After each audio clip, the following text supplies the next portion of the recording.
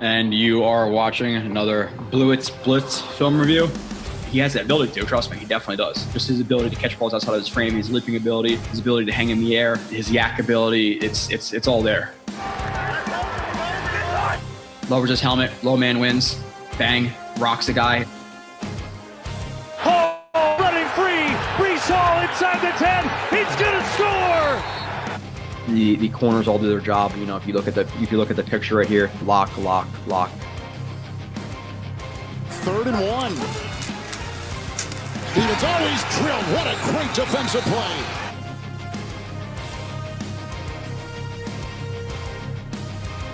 I don't try to Monday morning quarterback any of the reviews I do, and I'll try to be honest with a lot of the things I put up.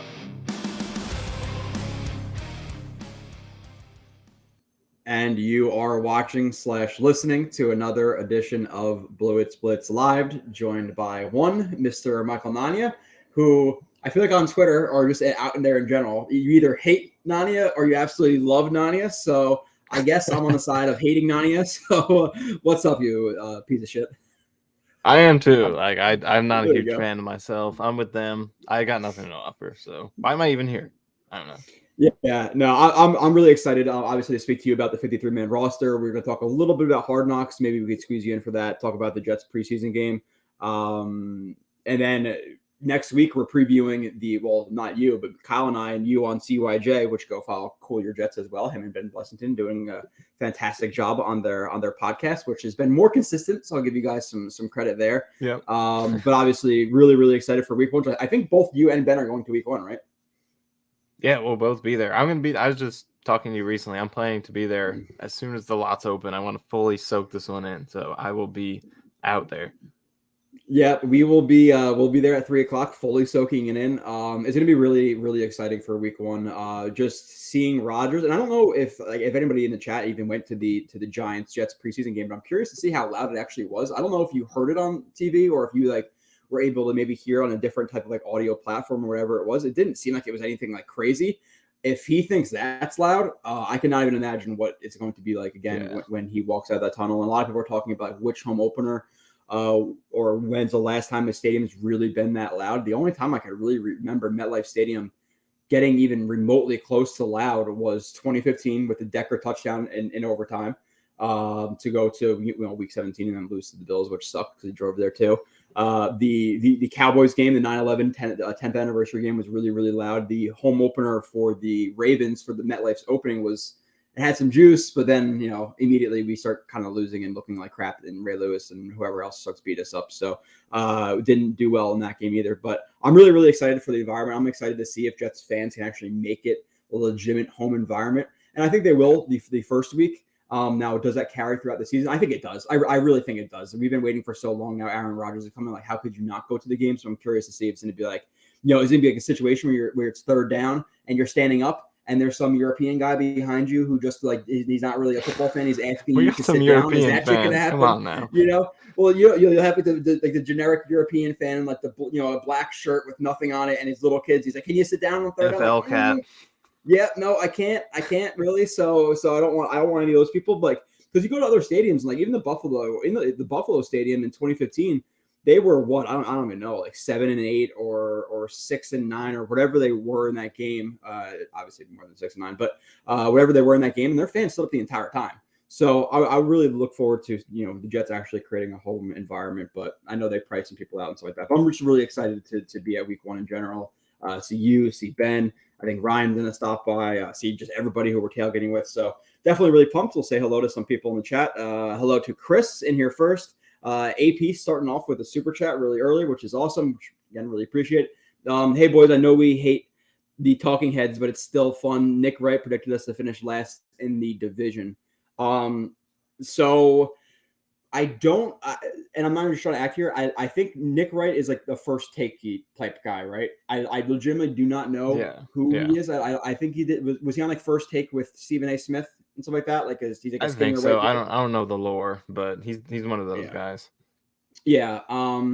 Okay. Again, what are these people trying to do? They're trying to stir up people like AP_14 here, and then to tweet it out and then to retweet it because we know what it is. It's not about necessarily the quality. It's about how much you're going to share this, and either negative attention or positive attention. It's a lot easier to create that negative attention. So the Jets have a lot of hype right now. So let's predict them to lose. And then obviously he's going to get his clicks, and that's what's going to keep him employed. So when that stuff happens, I try to do my absolute best to not respond to those people. Like, did you see that Giants, the whole Giants guy on Twitter in the last couple of days, Nanya?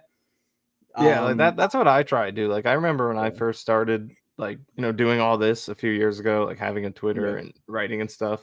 Like, I would try to find anything that I thought was wrong and respond to it and correct it. But then I just realized, like, you're giving them exactly what you want by doing that, and you're never going to change their mind. So I'm at the point where I don't really engage with the majority of that. Yeah, and actually speaking of the division really quickly, how are you looking at the division in terms of just, I don't think I really asked you this question. I'm sure you've probably brought it up before, but in terms of the Bills and Dolphins, do you think they're as strong as most people think they are, or you've heard some talk with the Dolphins that I don't know what the whole video with Vic Fangio was like, saying, hey, at some places you got to find talent and all that stuff, a little bit weird.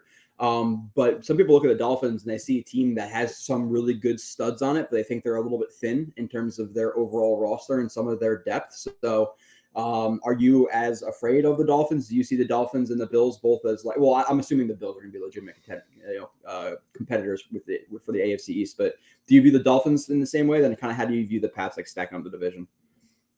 Well, I think firstly with Buffalo, like, we have to respect them until anything happens to prove otherwise, just because they've been so consistent in the past few years, and they have a really good infrastructure in place. I feel like, long-time head coach and a lot of long-time players who have been in that system on both sides of the ball. They have a great quarterback, so they have a lot of pieces that are helpful to sustaining success. So I think you do have to fear the Bills, but there are some aspects of that team that make me think they could decline this year, not in the sense that they'll be a bad team, but maybe a team the Jets can take the division from, because like a lot of those core guys I am thinking about when I say they have that continuity are those defensive players. A lot of them are getting up there in age, whether it's Tre'Davious White, Jordan Poyer, Micah Hyde, all these guys, you have that continuity, but now they're also getting into their 30s.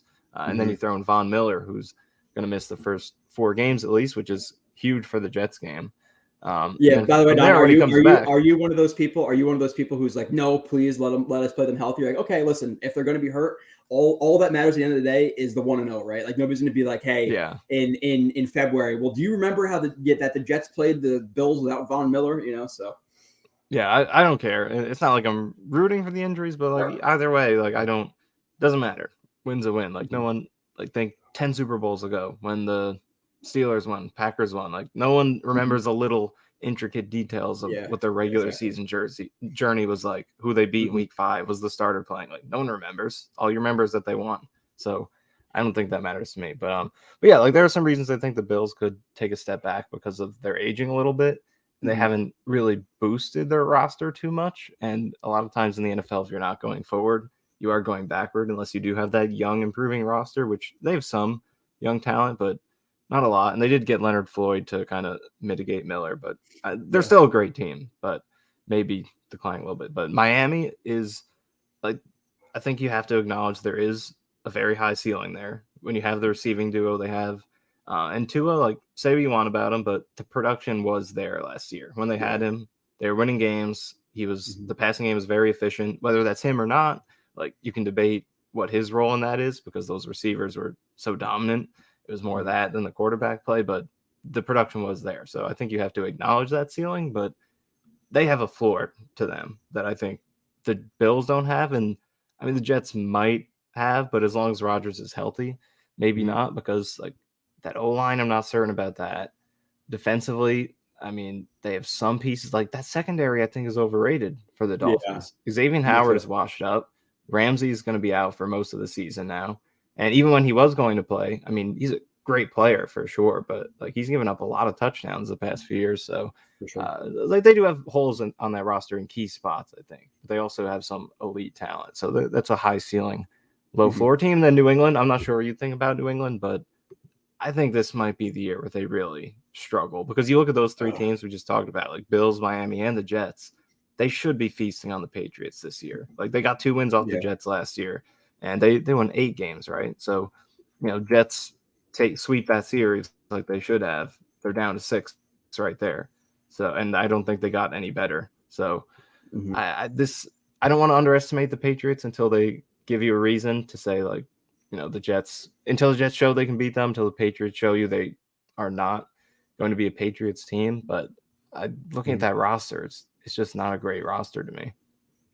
Yeah, I expect the Pats to be more in like 6 to maybe 8 wins, just because it's Bill Belichick. But yeah, I think that the defense is really good. It's just realize, offensively, like, there's really not a lot to like.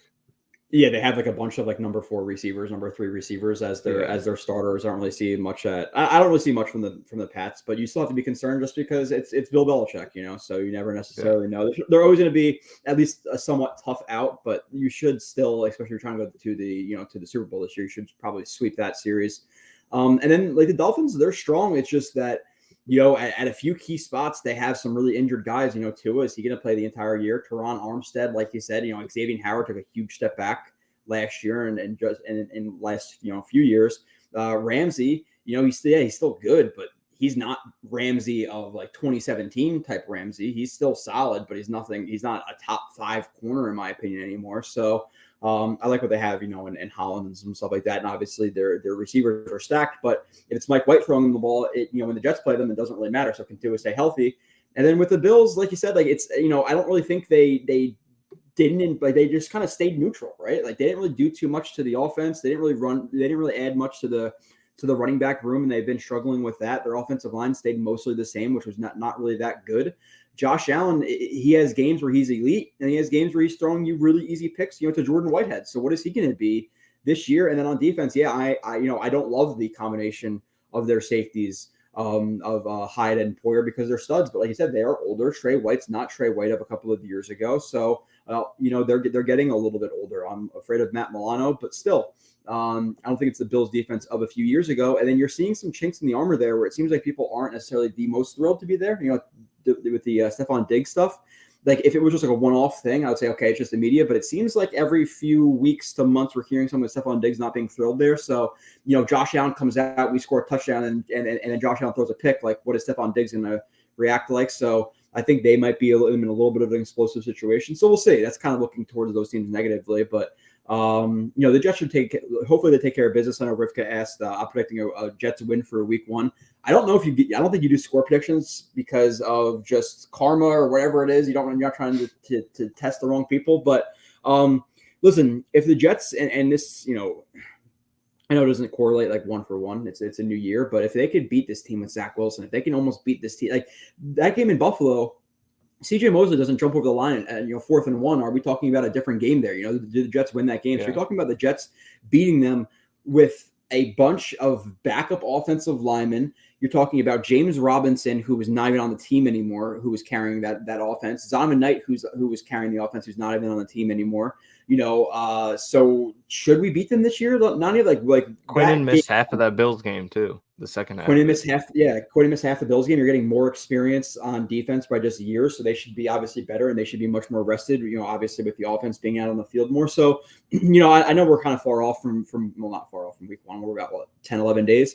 But what are your general feelings about that first game? Like, do you think that's a must-win type of situation? Because obviously the start of the season starts out really, really tough. That those first 6 games are brutal. To me, you hope for 4-2, but like you try to expect 3 for 3 or 3-3, right? Like out of those first 6, you should sometimes you might beat the Cowboys and then lose to the Broncos. It happens. But in general, when you're looking at those first 6 games, you got to beat the Broncos. We can't lose that game. And they're not going to be overlooking that game now, obviously, right? With all the stuff that's coming out in the media, you got to beat the Pats. And then you have to take one out of the, what is it? The Chiefs.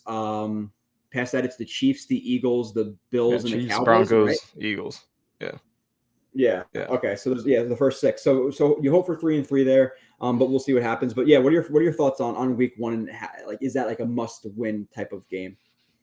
Yeah, I mean, it's always, you should never label a week 1 game as a must-win because, I mean, even you look at some of Aaron Rodgers' seasons. I think it was 21 when they got completely destroyed by the Saints in the first game. And then he goes on to win MVP. They win 13 games. Like, he's had some rough starts. And you even look at the Chiefs in recent years, they usually have like a 500 start.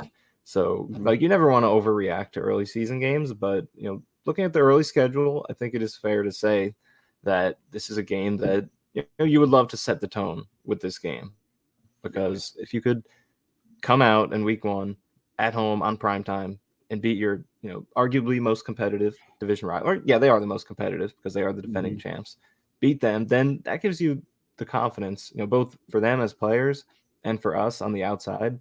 It gives you that faith that they can win any of those next 5 games and get to where they need to get to going to that bye week. Because I think, like you said, 3-3 at minimum. If you can go into the bye, splitting those first 3 games, or go 3-3 the first 6, then I think you're in a nice spot going down the stretch, because you expect maybe there will be some growing pains as they get used to each other. It's a lot of the harder games, at least as they appear, because we know things change, are in this early half of the schedule. So if you could split those first 6 going into the bye week, you feel good.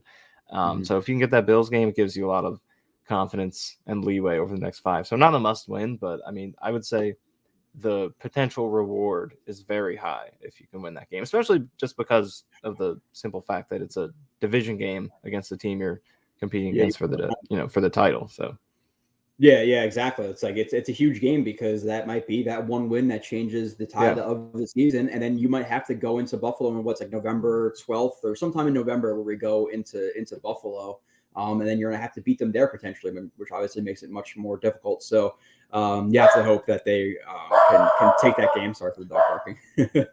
And then going to Dallas with a win too, or just leaving that day with a win would be fucking huge. Like walking out of that MetLife Stadium parking lot with the stadium all lit up, 11:30, 12 o'clock at night. The feeling would be ridiculous. But Nania, your report today on Rodgers about the Giants being too sensitive was dope, bro. Which I did not see a report about Nania, or a report from Nania about the Giants being too sensitive. So did you write an article about the Giants being sensitive, Nania? Yeah, I mean, I just was covering did you see the whole thing where Rodgers responded to what Ward said? Yeah, he said his response to Rodgers, like he said that Ward is making shit up. Did you see that? Yeah. So yeah, I mean, I thought it was a pretty weak response. It seems like he clearly just saw the clip and saw the whole conversation with Rodgers and Cobb and decided like, okay, I'm going to use that as my excuse for why I did this. But like, he has no leverage here. Like his comeback was terrible. Yeah, the hit was unnecessary. After the I don't know who you are thing, it's like, dude, you know who he is. Like that's just the worst comeback ever. Like, make fun of the age, or like, you're not who you used to be, or you fell off or something like that. But you can't say you don't know who Aaron Rodgers is. Like, that's just impossible. So that was pretty bad. But let's see. Jigaman says, how you doing? Which, by the way, we have Nani until about 7 o'clock. So I'm gonna save some of the chat for a little bit later, because I do want to get into the 53-man roster with him. Even though Matthew Wall, maybe we'll squeeze in like the last minute of uniform talk, because I know it's a thing on CYJ, so people expect it here now too, because Nani is here. So Marvin Guns down for the uniform talk. I saw you guys on Twitter talking about the whites on blacks, because I think the Chargers are wearing their powder blues on that is that a Sunday night game with the Chargers, right? I believe Monday night. Is it a Monday night game? Okay, yeah, all the night games this year is going to be wild. So we know the Jets are going white for that game. I talked more about that than I did about the roster and the practice squad, at least on Twitter. So let's get to the actual roster. I could still put my thoughts out. No one really heard yet. I saw you're debating whether they should display the whites on blacks in prime time. They looked good last time, which I think you said that they haven't played with them in prime time. Didn't they play with them in prime time against the Colts that one time, white on black, when we got absolutely destroyed by the Colts? Shit on, wasn't that white on black? I don't think they wore the white on white at home in prime time, unless there's something I'm forgetting. I don't think they've worn that yet. I know they did the white and black though in the Colts game. I don't know. So let's get to the depth chart. So here, important topics. Important topics. Just because we only have you for another like 30 minutes or so, so I want to get your thoughts on the depth chart, which I guess I could share really quickly, right? Because why not? We're going to be talking about it. Were there any just to start off, and we'll go through it position by position. Let's just do quarterback. Rodgers, Wilson, which was expected, obviously. At a certain point, did you expect him to carry Boyle? Because in preseason he's looked okay, and especially last game against the Giants, like that throw to Erickson was really good. Yeah. And he's had some bad plays, but he hasn't looked like out of place in the preseason. And him being Rodgers' buddy and all that stuff. Do you think he's going to make it? And then with that, because you're going to probably say no, because we have talent elsewhere, which I completely understand and I agree with it. But with him being on the practice squad and the whole people get the whole third quarterback rule thing screwed up, he has to be on the active roster. He has to be on the active 53 to use him. But people are saying, oh, we'll just bring him up from game day from the practice squad. But you can only do that, I believe, 3 times before they have to be on the active roster for the rest of the year, right? So if he's on the practice squad, you can elevate him for 3 different games for whatever reason you decided to activate 3 quarterbacks in a game. I don't know. But you can only do it 3 times before he has to be on the full on the actual roster for the rest of the year. I believe. I don't know if I'm wrong there, Nadia.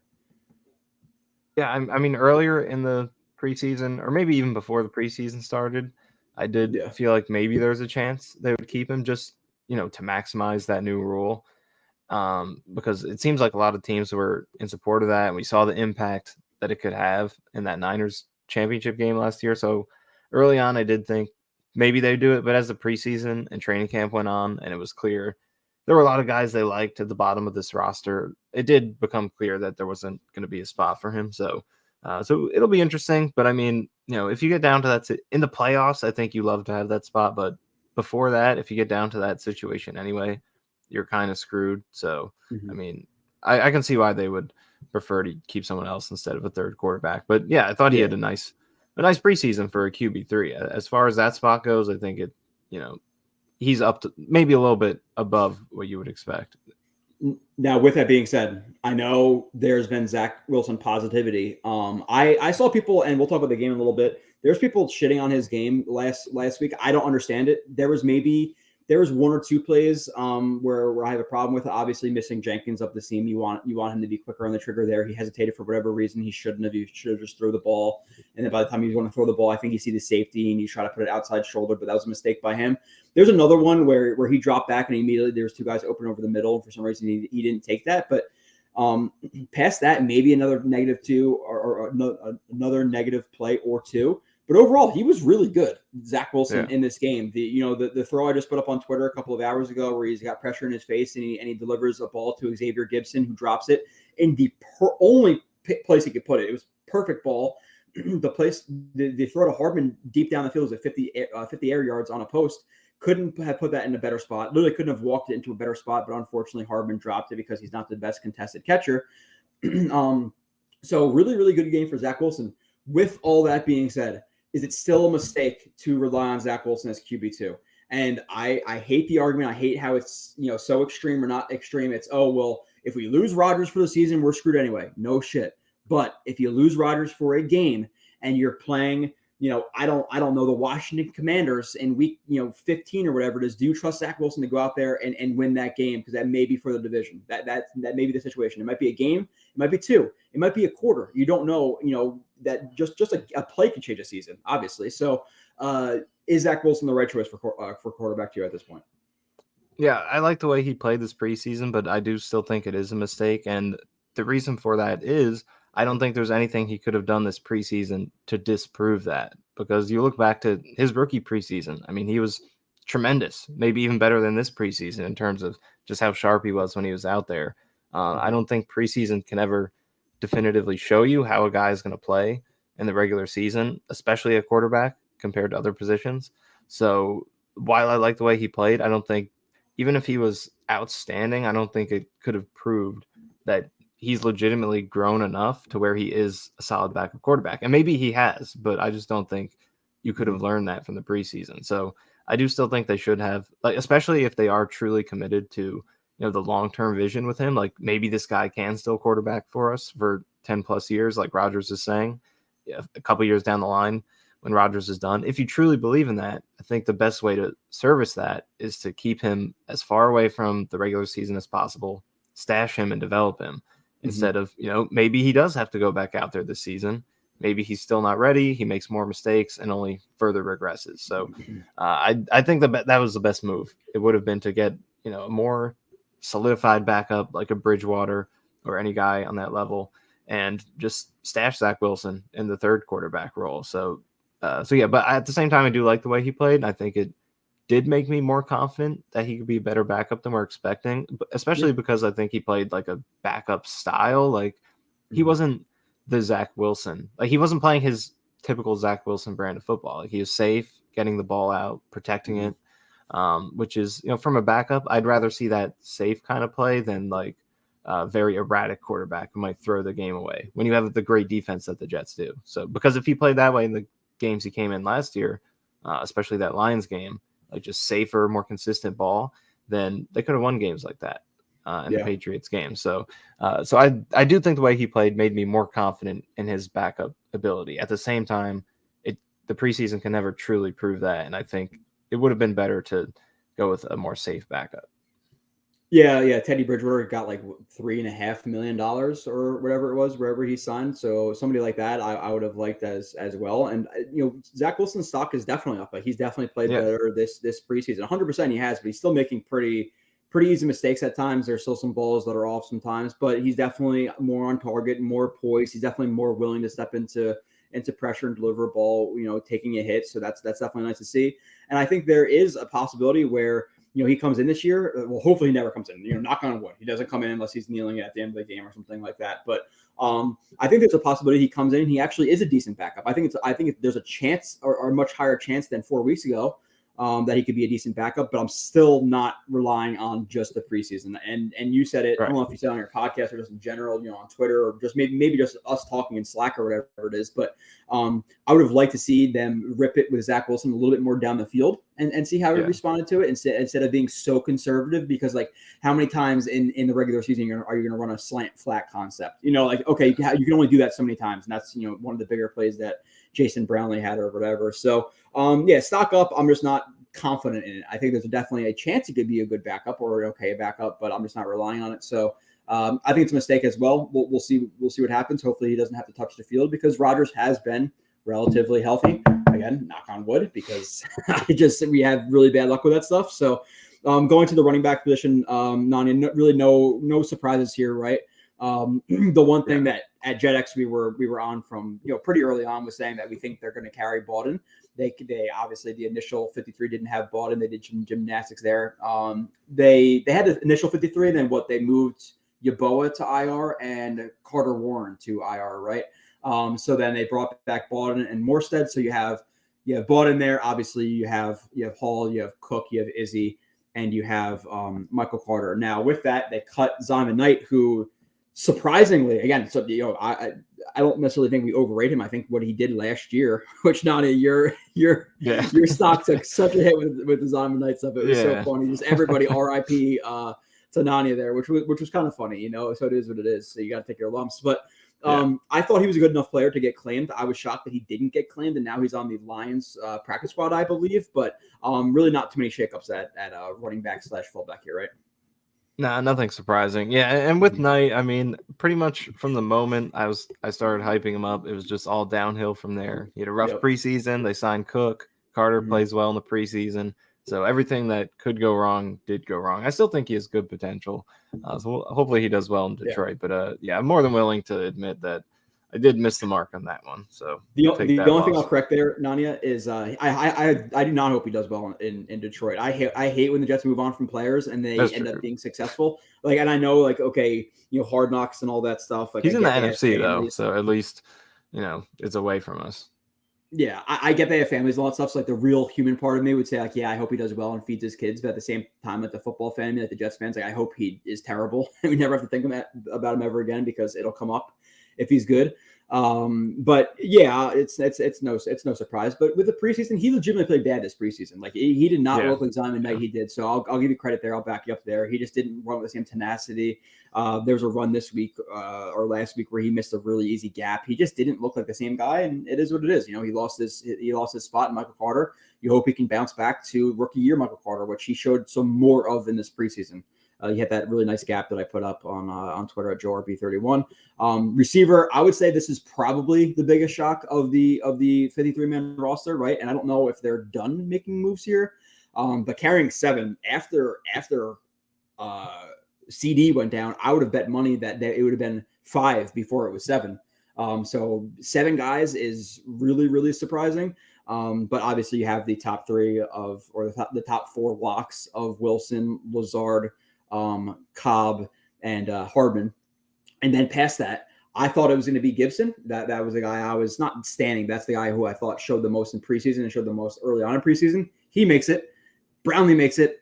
Irving Charles makes it, who I know had that really nice catch. But he didn't really do anything much else in preseason. But Nani, I know, I know you just did an Irving Charles thing. So like, I'll get it. Like sometimes, so for the little bit behind the scenes, like when there's a new video added to Jets X Factor, like uploaded to the webpage, I get an email. Yeah, you get the email. So I get the email. So I'm like, I get the email, and it's like Irving Charles special teams, Irving Charles special teams, Irving Charles special teams. So obviously that's me. Who else would be doing that? Yeah. So go ahead, Nani, and tell us your thoughts on the 7 there, and then what Irving Charles offers on special teams, because nobody else is going to watch that minus some Jet X people. So.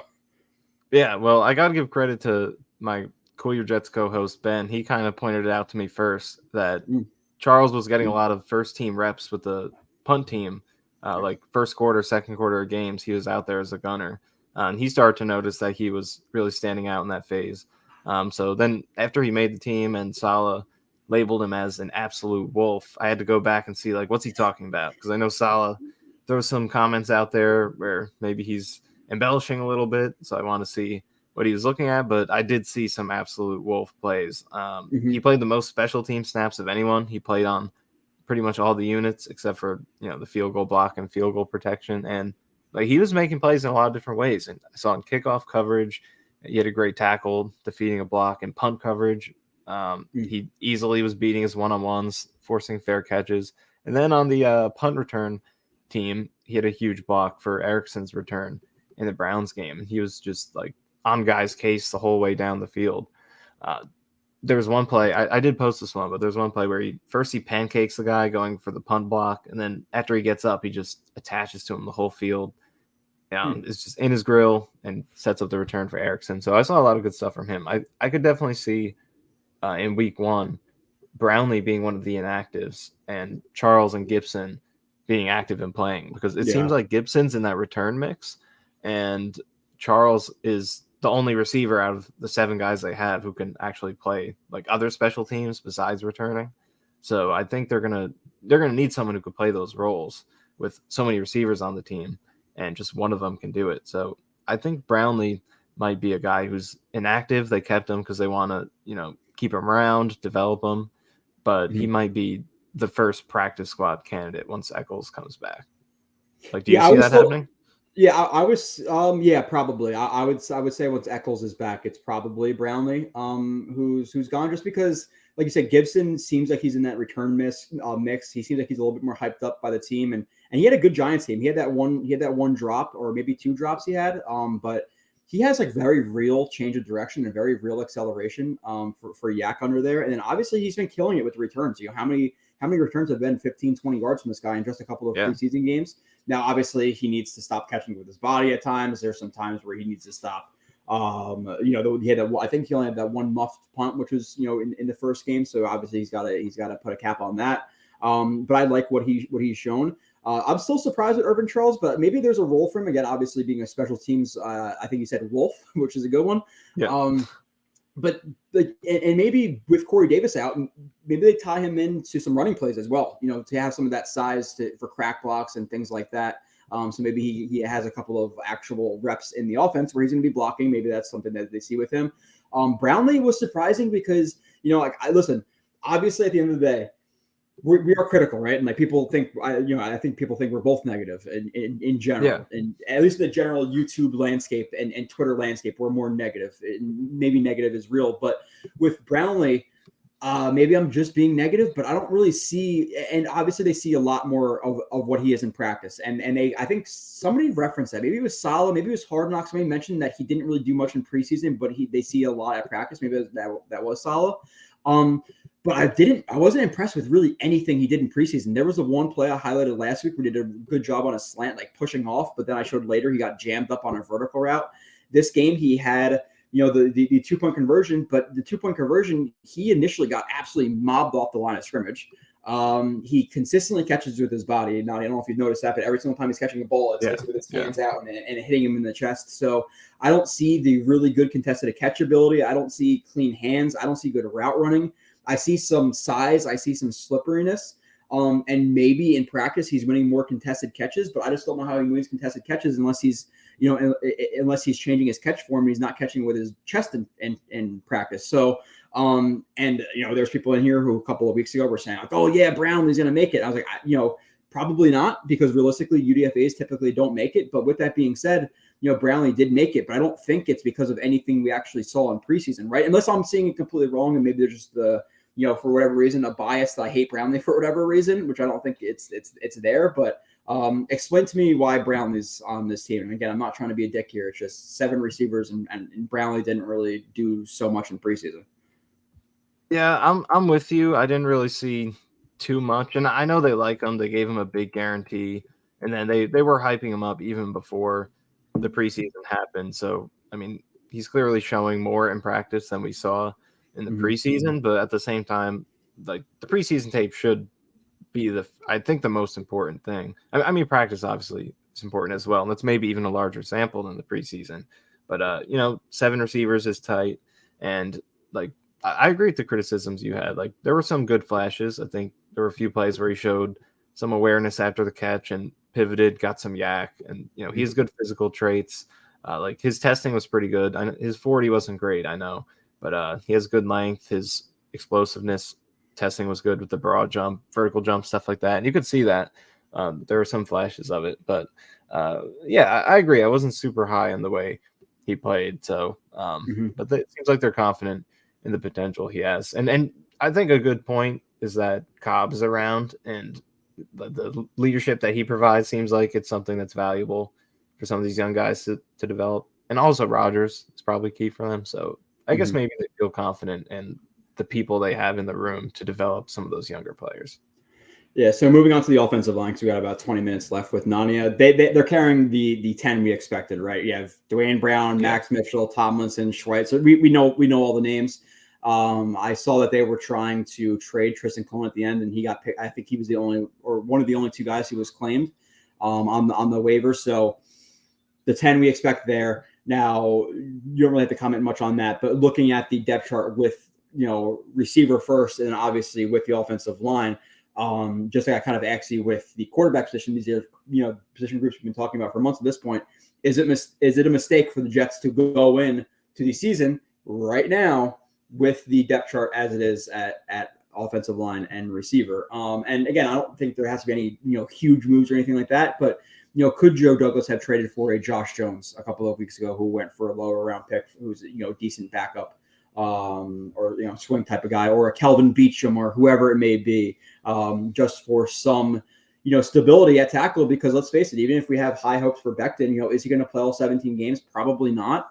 And then behind him, Turner and Mitchell have not really done much to impress this offseason. So is it a mistake at tackle? And then even maybe more so with receiver, is Hardman, Lazard, Cobb enough as your 2, 3, 4 with a bunch of UDFAs behind them at 5, 6, 7?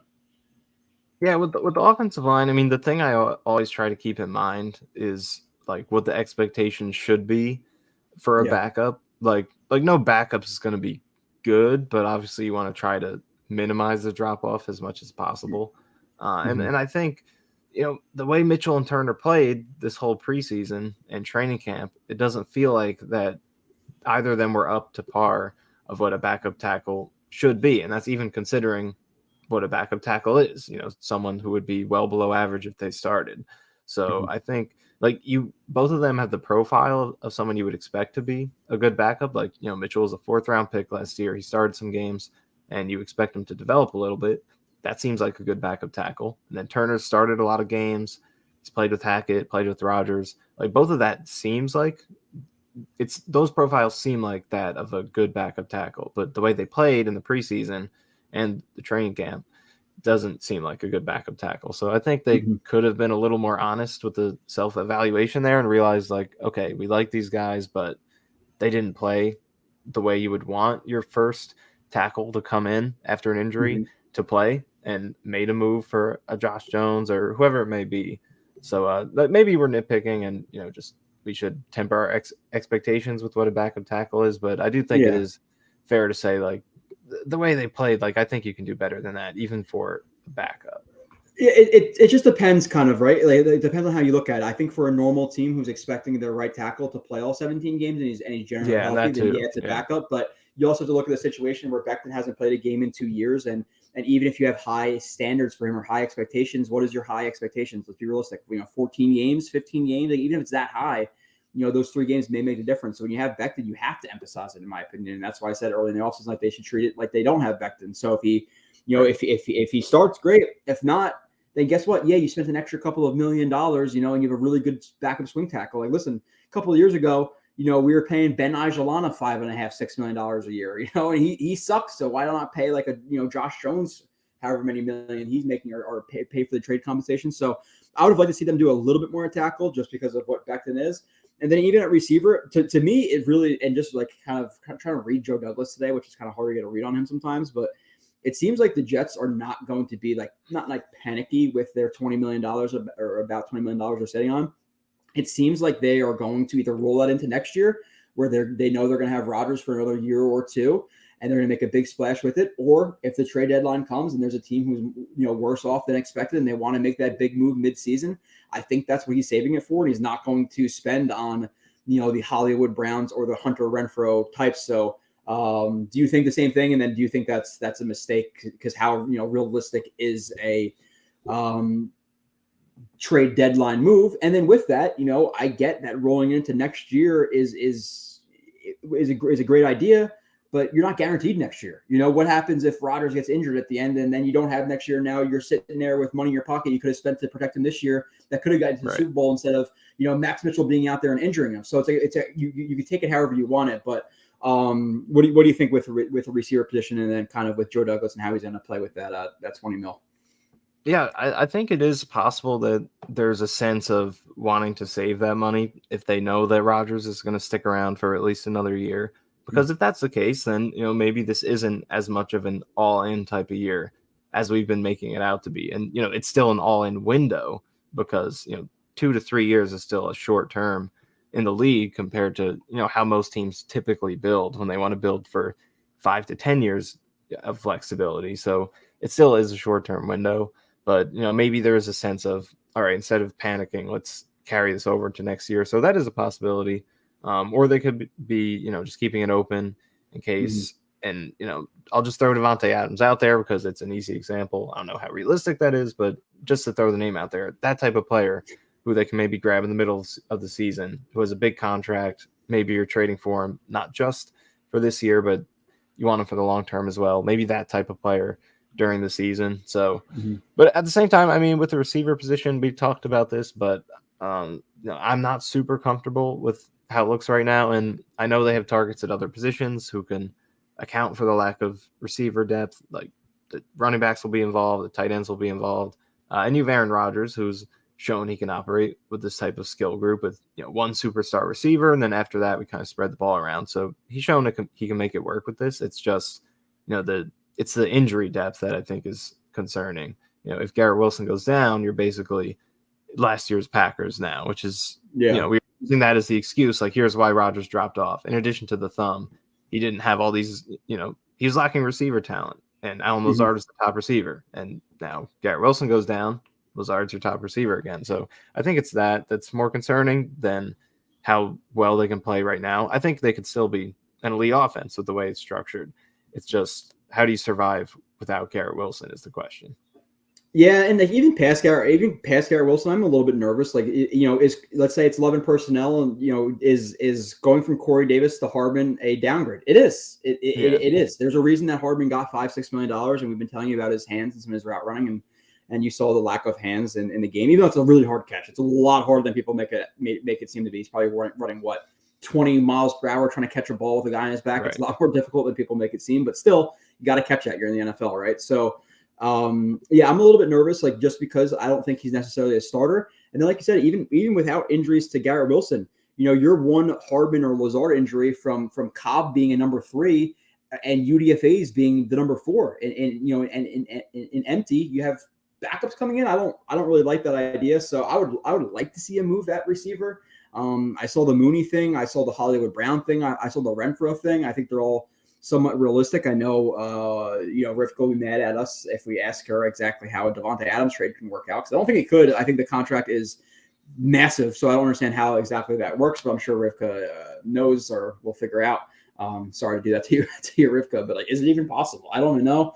And then past that, with wrapping up the offense, Conklin, Uzama, Ruckert, Yeboah again initially made it. Now he's on IR. I think he returned after 4 weeks. I don't know if he's even going to return to the team. I think he probably goes back to the practice squad. I don't really see his reason for being rostered, but not really many surprises there.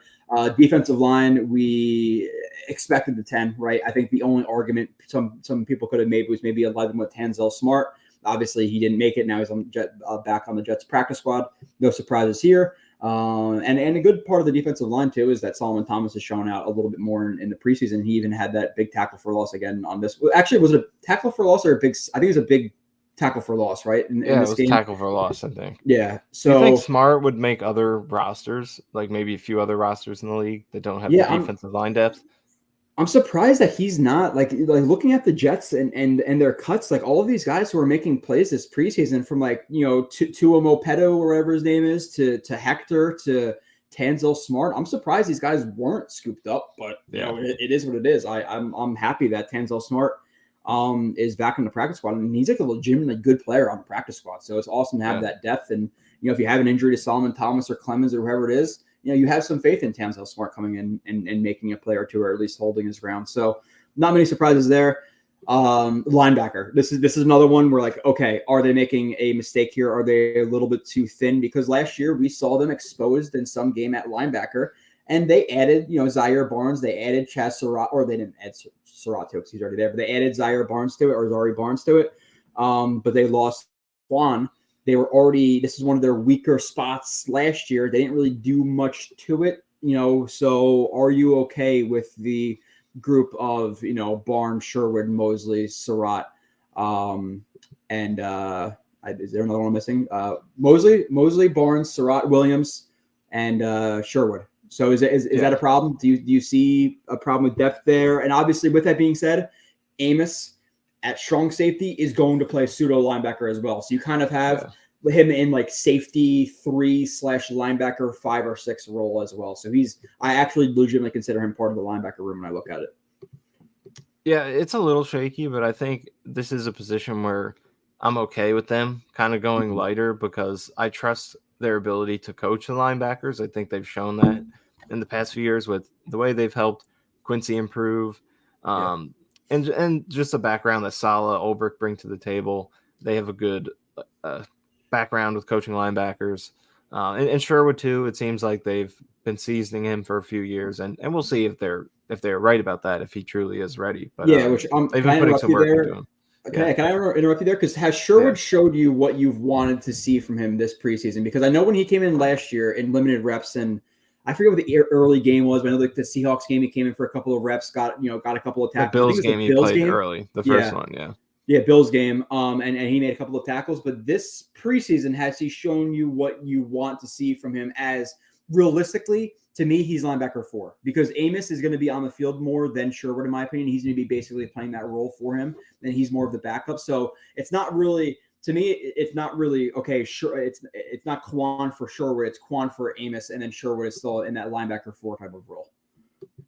Yeah, for that role, I think I've seen it enough. And again, preseason, so you don't know for sure, but I think the way that he's looked has made me confident he can be that type of player. Like when I watch him, I feel like he's kind of like a Mosley light. Like he's not super athletic, but he plays with patience and kind of relies on instincts more than anything, which is kind of the opposite of Barnes, who I think has much higher upside, because he's a tremendous athlete and can actually fly around and make big plays that I don't think you're going to see from Sherwood, who is a pretty limited athlete, even though he is a converted safety and he's on the lighter side for the position. Like he was already unathletic for a safety. He's still not as a linebacker. So I don't think there's a ton of upside with him in the way that Quan was, even at his age, he's still really athletic and explosive. And I don't think Sherwood is going to fly around and make some of those hits that a Quan can make or a Barnes can make at his peak. So I think the upside is limited, but I think in terms of like, if you're assuming Amos is going to outsnap him and play some of those key snaps, and Sherwood's only a pretty limited player, basically a backup, then I think I like where he's at this point. Do you agree with that? Like, what do you think of his preseason?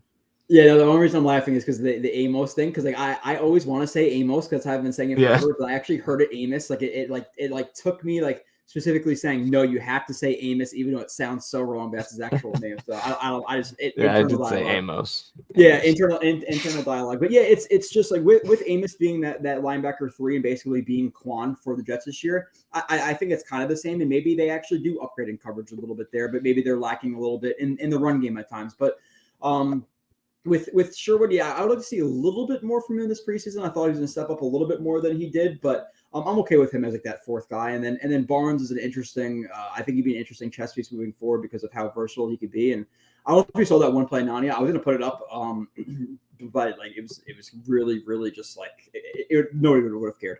But there's a play where he just like reaccelerates. I don't know who exactly. I think like the quarterback was on a scramble to the right side, and you see him accelerate, like trying to choke off his angle to the sideline.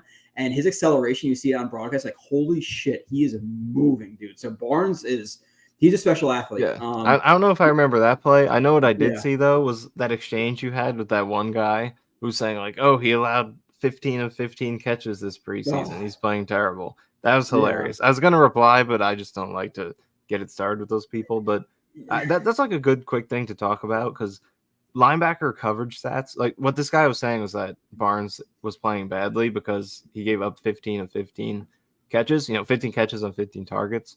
And like, that's a stupid stat for linebackers because most of those catches that they're tagging you with are just like, it's a check down or a screen. Like you can't actually stop them from catching it. Your job is just to stop them as quickly as you can, not to prevent the catch. So to look at their, completion percentage allowed or whatever it doesn't mean anything for linebackers. So if you ever see that, it doesn't matter.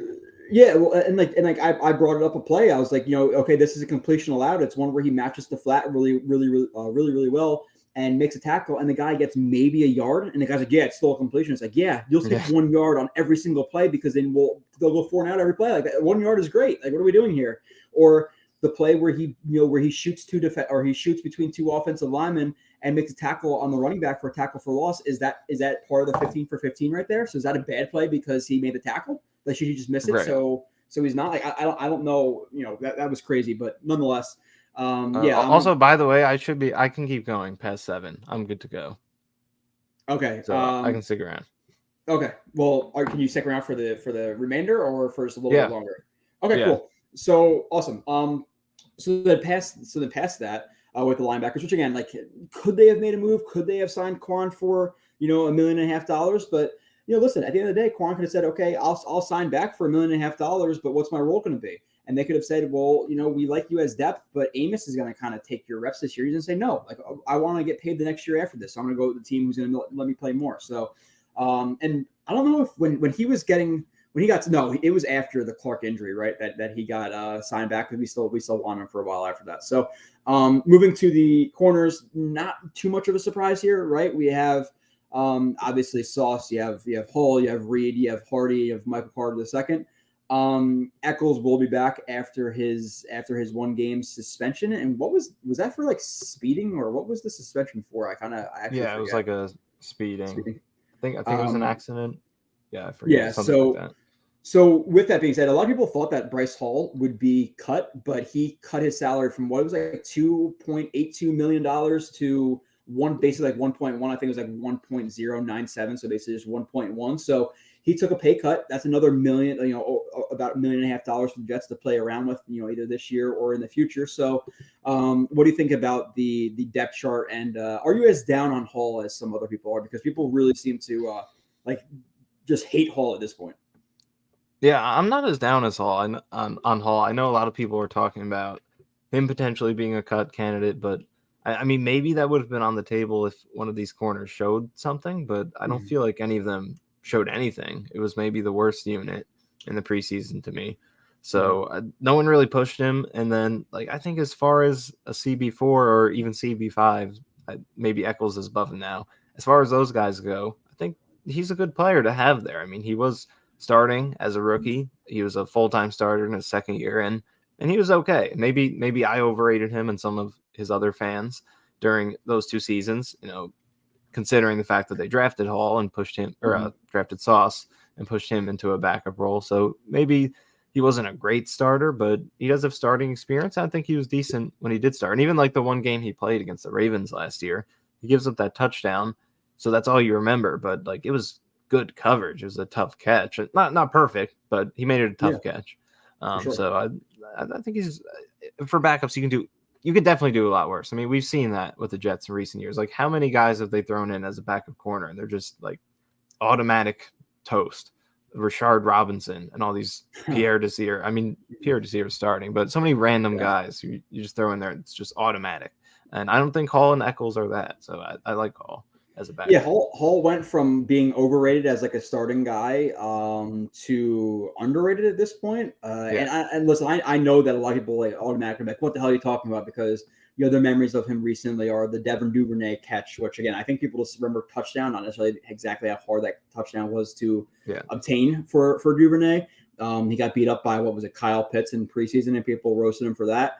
And in this game, he gave up a few catches, and he has to do a better job of finding the ball. And part of the problem is, he's a little bit less athletic, so it's harder for him to get his head around and his body in good spots for the ball.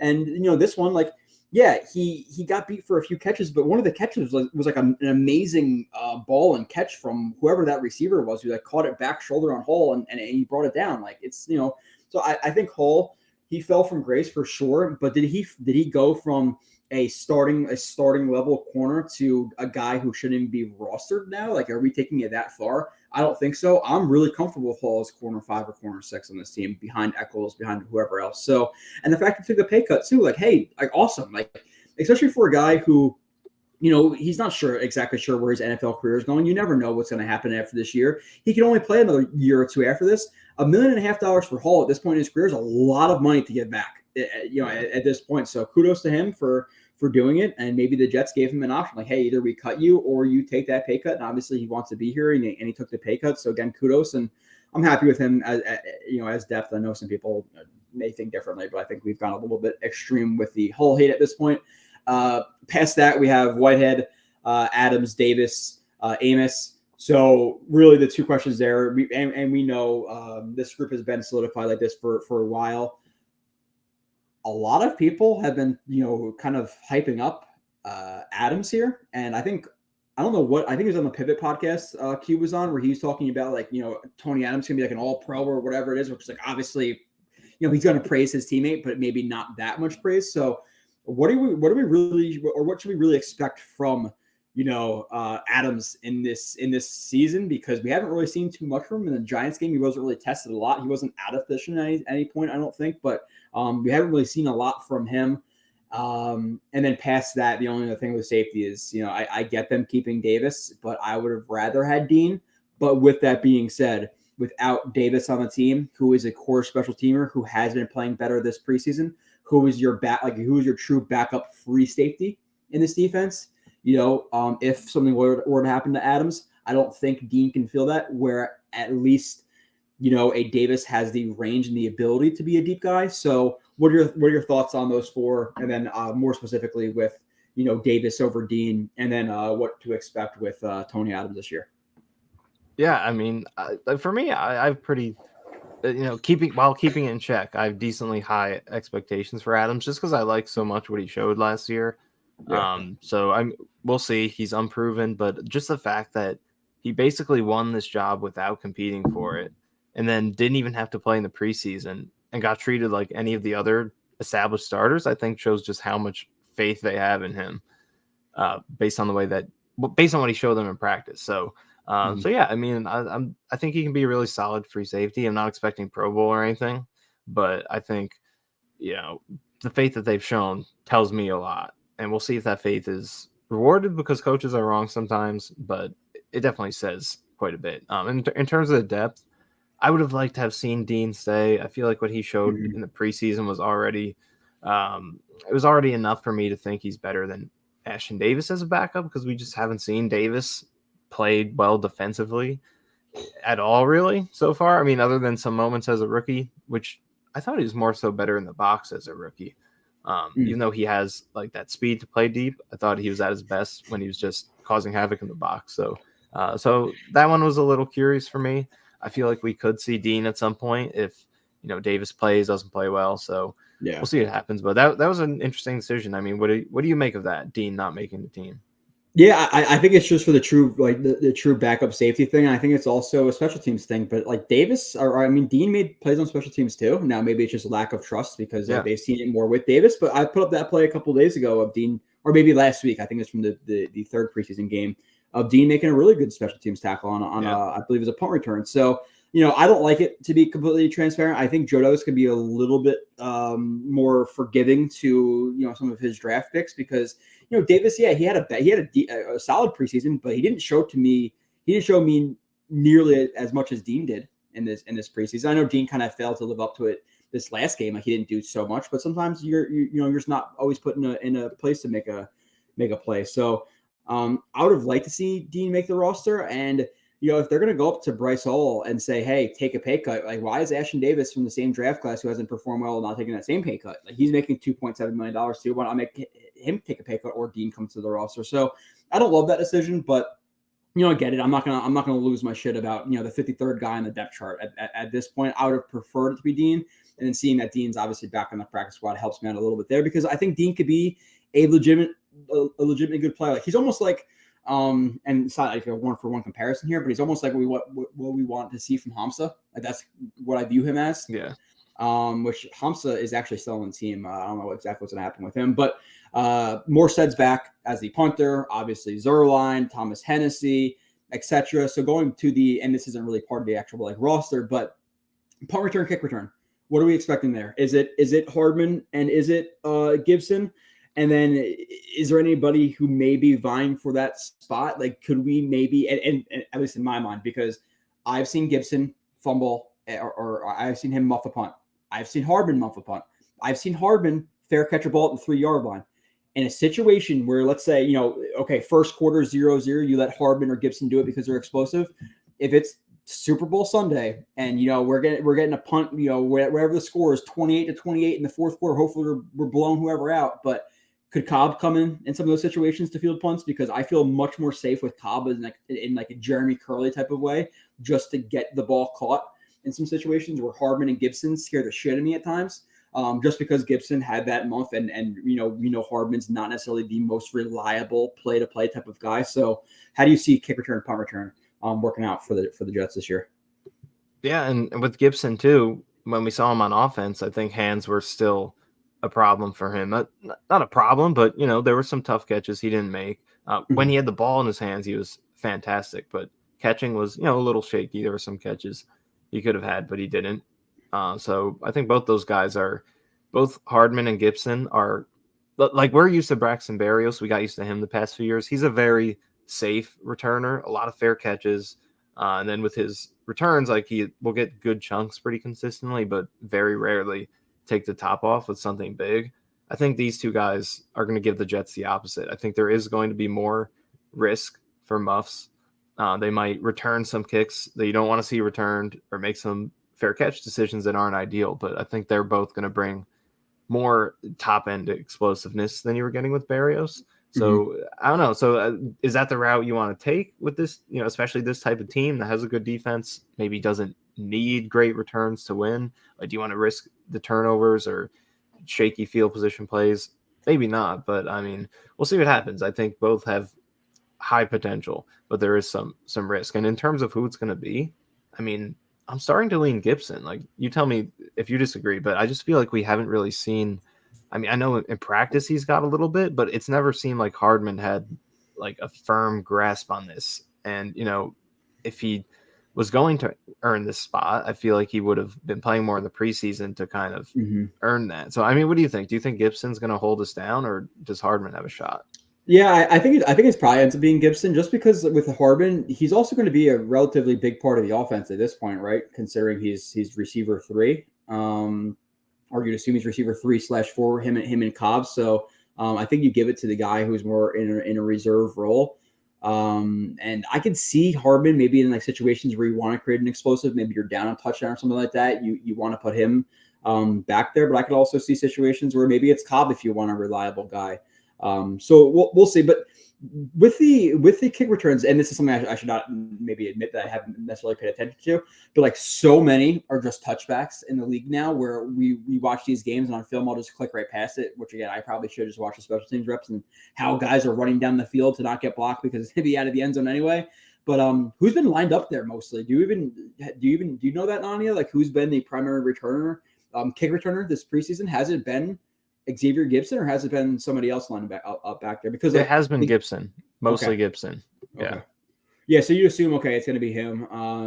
Usually with kick returns, you have like bigger guys who can build up ahead of steam. Like you usually see the shorter, shiftier guys as the punt returners, but I'm cool with Gibson. It's just, can he hold on to the ball? Like we don't have a large track record of him holding on to the ball. And like you said, he can create some explosives, but with our defense, do you want the more conservative guy who's just going to catch that ball and not put them in a bad spot where, he muffs the punt and they have the ball going in at the 12-yard line? Like that's sketchy. So I don't know, but I do think it ended up being Gibson. We just got to hope to see some more consistent hands.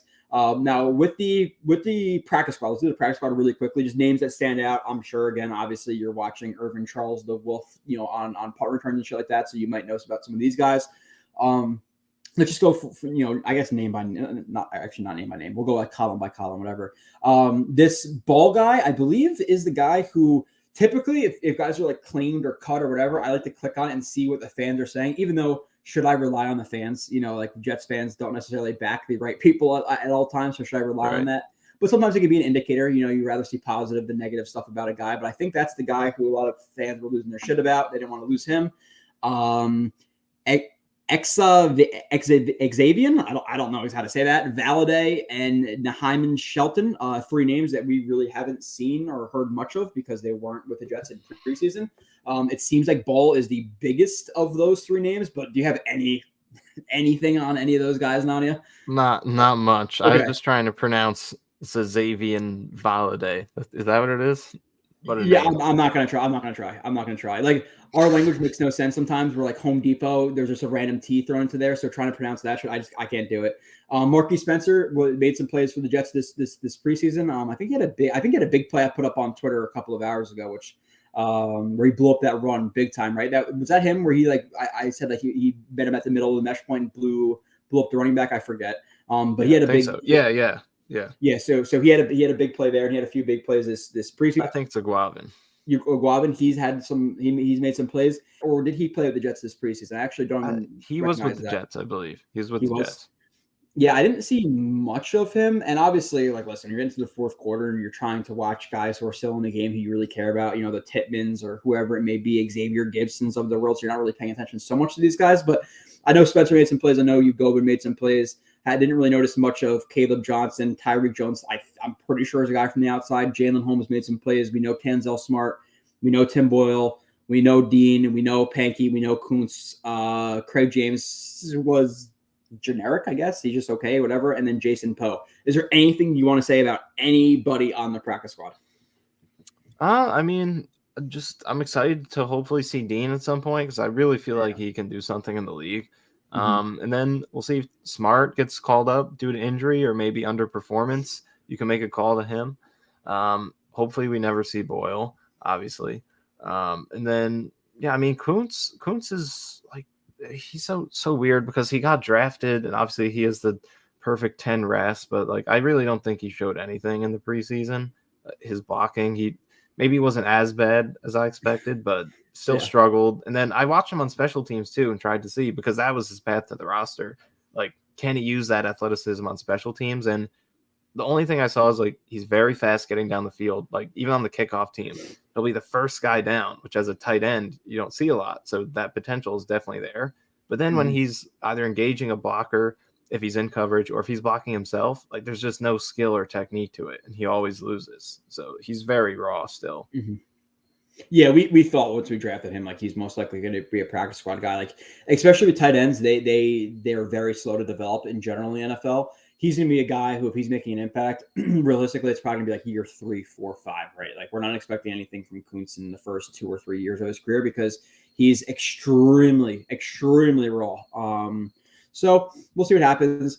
And then past that, we have the reserves. We're expecting Eccles back after the first game. Odenigbo, he's I don't know if he's made the practice squad cut, whatever. Chuck Clark's not going to be back. Do we have any updates or like news on JBC and when he's coming back or what his situation is, Nani? Because like not really, no. That was just besides like him being on PUP. Like I don't think we got many specifics about what's going on there. Like we just have no idea, right? Like this has been kind of in the dark where we have no idea when he's coming back, if he's coming back, exactly what's like he didn't have a camp, so they just hold him the entire year on the IR or PUP. I suck on the differences sometimes, but they just hold him injured the entire year and just let him have a redshirt year, which to me might be a good thing because he's a guy who moved from corner to safety. Or was it safety to corner or corner to safety in college? I think he was a safety. He went to corner with LSU, but in my opinion, his best spot for the Jets is at safety. So he's going to have to adjust back to that at the NFL level. So I think a redshirt year would be good for JBC. Hamza, I'm not sure when or if he's coming back. So any of these guys we're expecting back Eccles, Carter Warren, and then anybody else like. What happened with Guidry? What happened with Hamza? I'm not sure about some of these injuries here. Yeah, maybe Yeboah short-term IR as well, so maybe he comes back. If they want to give him depending on how Charles does, maybe that's a player you swap him out for because Yeboah is a big special teams guy, so maybe he gets into the mix when he comes back. But other than that, we do have some mysteries here in terms of how long these guys are going to be out. Yeah, I don't know. Even if he does come back, I think he probably doesn't come back to the active roster. Hamza's probably gone at this point, right? Because what has he really proven in this preseason or in preseason in general? Like I've been more impressed by Ugovin, or however you say that again. I've been more impressed by Surratt at points, and even who's the guy who got claimed?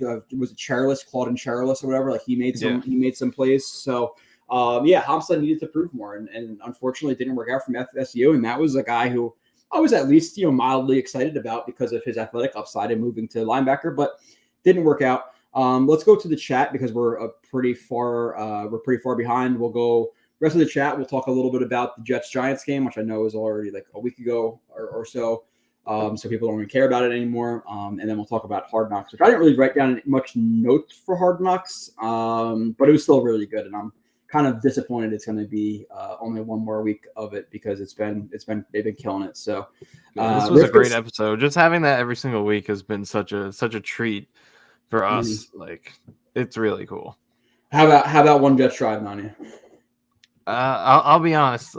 I have defended it and put out some stuff like don't judge it too much. But I will say I didn't watch it this week because I'll just be honest. Like with Hard Knocks, I don't feel intrigued to watch one Jets drive because like it's cool, but like it just doesn't really bring anything to the table. Where I'm like I'm gonna see something that I've never seen before. Hard Knocks brings that to the table. I'm gonna see conversations that you're just not going to hear any time after Hard Knocks is over. You're never going to get this type of footage again throughout the rest of the season. This unfiltered, very raw, real footage, and you're not going to get that again with one Jets drive. It's cool, it's nice, but it's just it's kind of just highlights. So I didn't watch it this week. I'm sure it was okay, but Hard Knocks is taking my attention. There's some stuff that they do well, and like I think their production quality used to be a little bit better to me. It's just like there's certain things that you expect. Like there's some scenes where there's like a practice highlight and they won't have music over it, and then they'll do like a post-practice interview with whoever, and I'm trying to listen to what they're saying, and they're playing like techno music in the background that's like really grabbing, and you can't even hear the interview because you're listening to techno music in the background. It's like, what are we doing here at the media team? So like sometimes I think they've fallen off a little bit from what they used to be, but it is what it is. Hard Knocks was good. The Tanzel Smart stuff, obviously, I thought was pretty good. So, somebody said before, like they're surprised at all the cursing and stuff like that happens in the locker room. That's when there's not cursing going on in the locker room. That's a problem. It's typically you're typically going to see the cursing. You gotta love Hackett and his appearances this week, and whatever the haircut thing was called was pretty funny. So I really enjoyed the Hard Knocks episodes. If you had to, putting you on the spot here, kind of difficult. Power rank the Hard Knocks episodes so far off the top of your head, which may be a little bit difficult, but what would they be right now? From I guess from do best to worst. I really like this last one. I would put that one up there. First one was great, just being the debut. It's kind of hard for me to rank them at this point. I mean, the second one with the bad rookie shows, maybe a little bit of a dud. So I'd say fourth one I like the most, first, second, then third, then second. I mean, can you rank them? Do you remember them enough? Yeah. I like this one, the most recent one, the best too. I would probably say two. I really liked like the whole grass thing with Rodgers in the second episode and the wind and Quinn Williams was featured a lot in that one and like dominating in Carolina. So I would probably say that was two.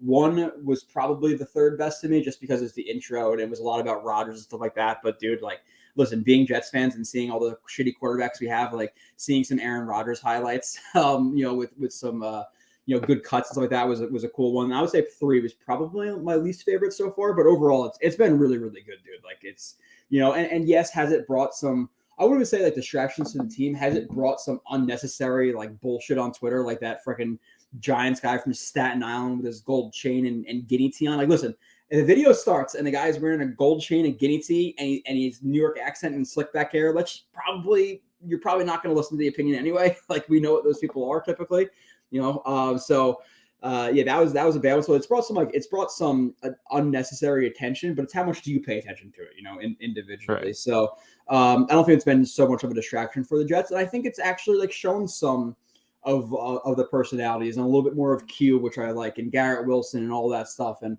Aaron Rodgers at this point, is he putting on a facade? I don't know. Like he seems to be very thankful. And I know you probably read that quote from a couple of hours ago where he basically was saying like he woke up in a dream here, like saying how happy he is. Like just like rewind to when we started JetX and we're talking about Adam Gase and all this shit. And now we're talking about Aaron Rodgers saying playing for the Jets is a dream, like how far we've come in a couple of years. Like you really just got to take a second to like freaking appreciate this. So this season's gonna be so much fun with Rodgers. But watching his personality and all that stuff, like I've really been impressed. And we've talked about it, I think 2 weeks ago now, Neil, like when we were talking about him versus Derek Carr, like we never expected the pay cut and him to be like this. We thought we were getting the Rodgers who's gonna come in, midway through the summer, not really get, be friends with the guys, be that like, holier than thou type of like douche.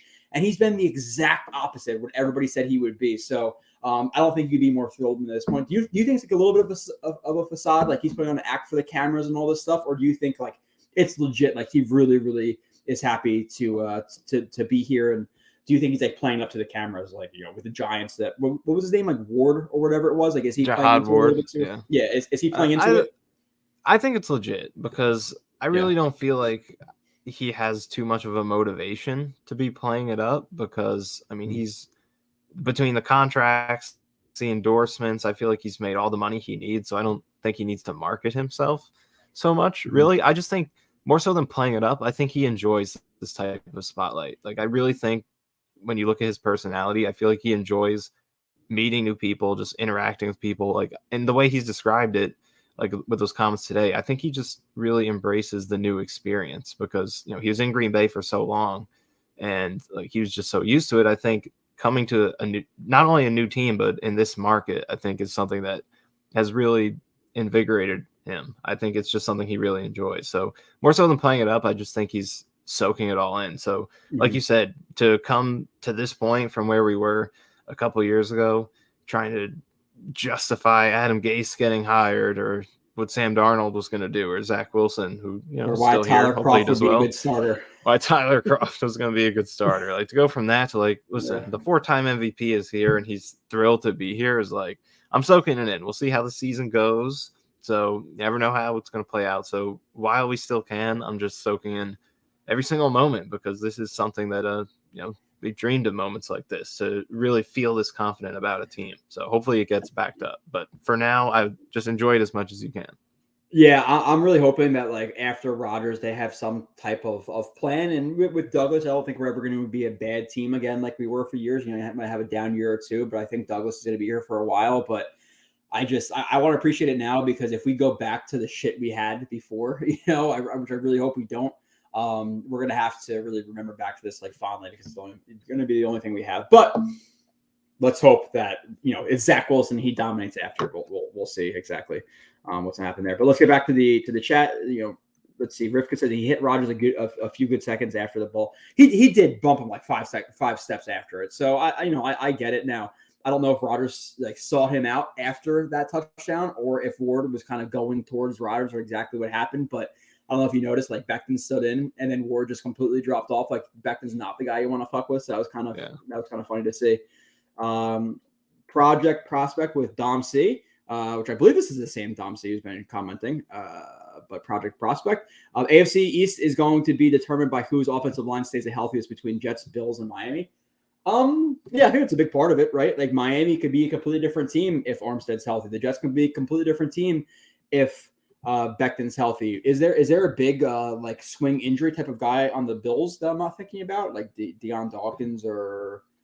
I mean, Dawkins probably is, but like if you look at the first Bills game last year, the guy who Huff got that strip sack on was David Quessenberry, who was their backup because Spencer Brown was out, and that's not even like Brown's not the greatest, but anytime a starter misses time in the offensive line, and you're looking at a backup, it can change a lot. So I think that is a good point. Offensive line health is going to be huge it's huge for any team, but especially in this division. Is Miami starting? I don't think they're I think Eichenberg's a backup at this point on their depth chart when we were doing it a couple of weeks ago, comparing them. But I could be wrong with that. Meatball Palm says, Joe, you and Tyson have to be somewhat alert for the game. Take it easy with the shots and shotguns. No, but I don't think I'm going to see Tyson this week one. I don't believe, but yeah, last time, man, like I went over there and within 30 minutes, it was like 3 shotguns and 2 or 3 shots. Like it was absurd. I think Donnie actually walked over with us, so he was probably watching it. Yeah, I remember that. Disappointing. He's like, I should not own a website with this guy. Not the way I act at Jets games, but no, it was a good time. I don't know about week one, but I don't know if he's going on any trips, Dallas or Vegas or something like that. We'll figure it out. But okay, keep going through the chat. I am quite concerned about McCole from what I've seen through camp and preseason. His hands look very suspect, which didn't concern me until CD pieced out. Yeah, it's something we talked about a lot, right? Like, listen, at the end of the day, he is what he is what he is. He is not going to be. He didn't come from a bad spot, right? Like we can't say, oh, he came from whatever shitty team, the Buccaneers, we're going to free him. Like he was with Andy Reid and Mahomes, and there was reasons why at times last year he was behind, some scrubs. Like there were some guys who are no-name guys who were playing over McCole Hardman. There's a reason he got $5-6 million. There's a reason that the Chiefs didn't re-sign him. If he was such a good player who deserves to be a starter, like you're seeing guys out there in years past, Zay Jones or Alan Lazard getting $11 million. McCole Hardman's making $5 or $6 million for a reason, right? So with him as a starter, I think it's fair to be concerned with him as a starter because he's not consistent with his hands. He's not consistent with his route running. So I don't know how much Rodgers is going to trust Hardman. And that's why I would prefer him to be in that receiver 4 role, gadget guy. So I think he's one spot too high on the depth chart at this point. Yeah, I mean, I agree. I think like you're very confident with the gadget stuff. I think all those design touches, he's proven he can be explosive with that. His speed is it's up there with anybody at the receiver position. But beyond that, I mean, it's like if the Chiefs couldn't get it out of him, then who is going to get it out of him? So, I mean, even with the deep stuff, I think that potential is in his game. But you saw with the Giants game and that throw from Zach that it's not always a sure thing that he's going to be able to haul those in. I think he can separate for them, but he's probably only going to get a small sample of those chances throughout the season. So is he going to grab 3 out of the 5 or is he going to get maybe only one of those? So, I mean, good weapon to have, but there comes a point where for every player in the league, unless you're a superstar, that you're being used a little bit beyond what's ideal. And I think there is a chance that, with now that Davis is gone, this could happen with Lazard, with Hardman. So I think that's part of why I would love to see them add another receiver, but we'll see how well they can manage it and try to keep everyone in proper roles for their talent. Yeah. Pirlo is a legend. Access to me, but I'll throw it to you first because we kind of already talked about it. I guess I'll hit it on after, but doing well, Pirlo. I hope you're doing well as well. But he asked, curious on our thoughts of Brownlee versus Gibson. Obviously, they're both on the team, but we kind of hinted towards it before. If one of those guys were to go, let's say it's not Irvin Charles because they want him to stick on special teams, it probably is Brownlee. Obviously, you said that before. And then in comparing them, I said I was going to throw it to you first, but here we go. Already doing it. Brownlee, to me, he has the size and he has some shiftiness, and I guess I like that. But in terms of like the hype he was getting in practice, I really expected to see more as a route runner, as a guy who's going to win contested catches and have stronger hands. It's just like you see the highlights in college, and this is why highlights are a problem, where he's catching balls outside of his frame and high pointing all that stuff. And he comes to the Jets and he's kind of has some mimsitis over the middle, catching with his body. So like, I didn't love what I saw. Where Gibson, you saw the muff punt, but past that, like his returns have been really good. I think he needs development as like a route runner, but in terms of just his ability to catch the ball, re-accelerate, be shifty, like it was all good. And I put up a play of him getting really doing really well with the yak in terms of catching the ball. And as he's going to catch the ball, he throws his, I think it's his right or left foot up there, just or just forward, just so he can turn and accelerate for yak, quicker. So I like what Gibson showed. I think he deserves a roster spot. So I like that. Brownlee, again, we kind of recapped. I don't really see what I guess other people are seeing. I don't know, but hey, he has a size, he has a shiftiness. Could he develop into a good guy? Yeah, sure. Some guys have different paths, right? Like not everybody's gonna be a stud there year one. Brownlee could be a really good, receiver 2 or 3 in a couple of years, just like Lazard was a UDFA and, he was stashed or whatever. And now look, he's the, number 2 for the Jets right now. So. Yeah, I agree with everything you said. I think Gibson, I trust more to contribute right now because he showed when you get the ball in his hands that he can be a playmaker. And I think this offense is going to be predicated upon those type of throws, like let the playmakers make plays.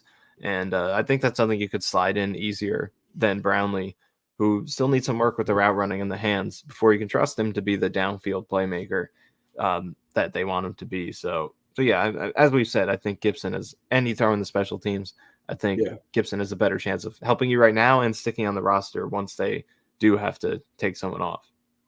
Has anybody seen a greater turnaround as Cobb has since Hard Knocks started? Nani, do you think? Because at first it was, he's just Rodgers' friend, he sucks and all this stuff, and it's like, wow, Cobb is making a few plays in practice. Wow, Cobb is getting open. Wow, Cobb with a nice catch. I'm like, holy shit, who's been saying this for 4 months that Cobb is not a bad depth receiver? Like, it's just so wild that now Cobb's actually good. Like, what?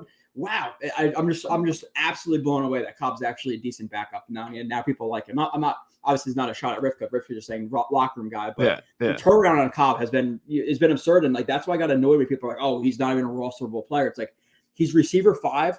Let's chill. Now, if he's getting, slot reps this year and he's taking 50% of the reps, he's a spot or two too high, but he was signed here to be receiver 4-5, and I think that's a good role for him. Now, again, has he put a spot too high because of the Corey Davis injury or the Corey Davis retirement? 100%, but still, like the turnaround is hilarious on Cobb.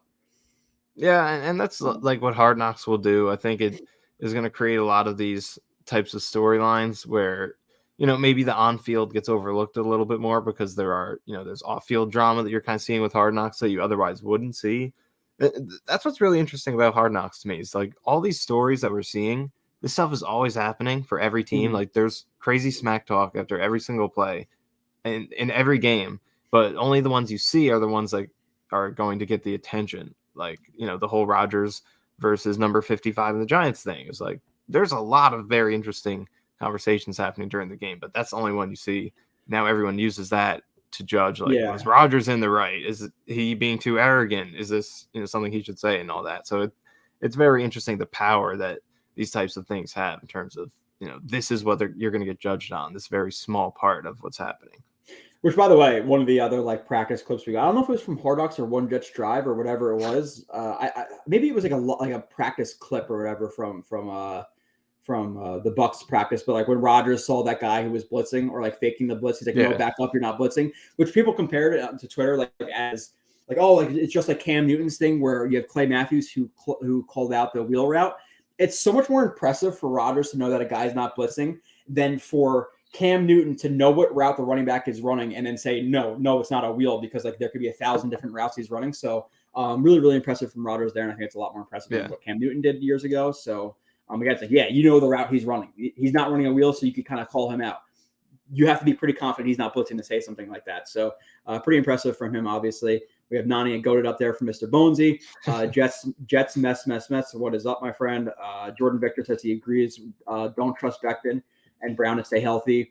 I trust Brown to mostly stay healthy, and I think Brown is going to be better than he was last year, and maybe that's only below average to an okay starter level, whatever it may be. But with Becton's track, with his injury history, you cannot trust him this year to play more than 10 games, right? Like we shouldn't look at him as a full-time starter because he's probably going to get injured. Like I don't want to even talk about it like that, but listen, at this point, and like it was great kind of getting to see exactly what was happening with the knee. Like why is he not playing right tackle? Why is he only playing this amount of reps? And apparently he was going through, this whole process about how to rehabilitate the knee, all this stuff.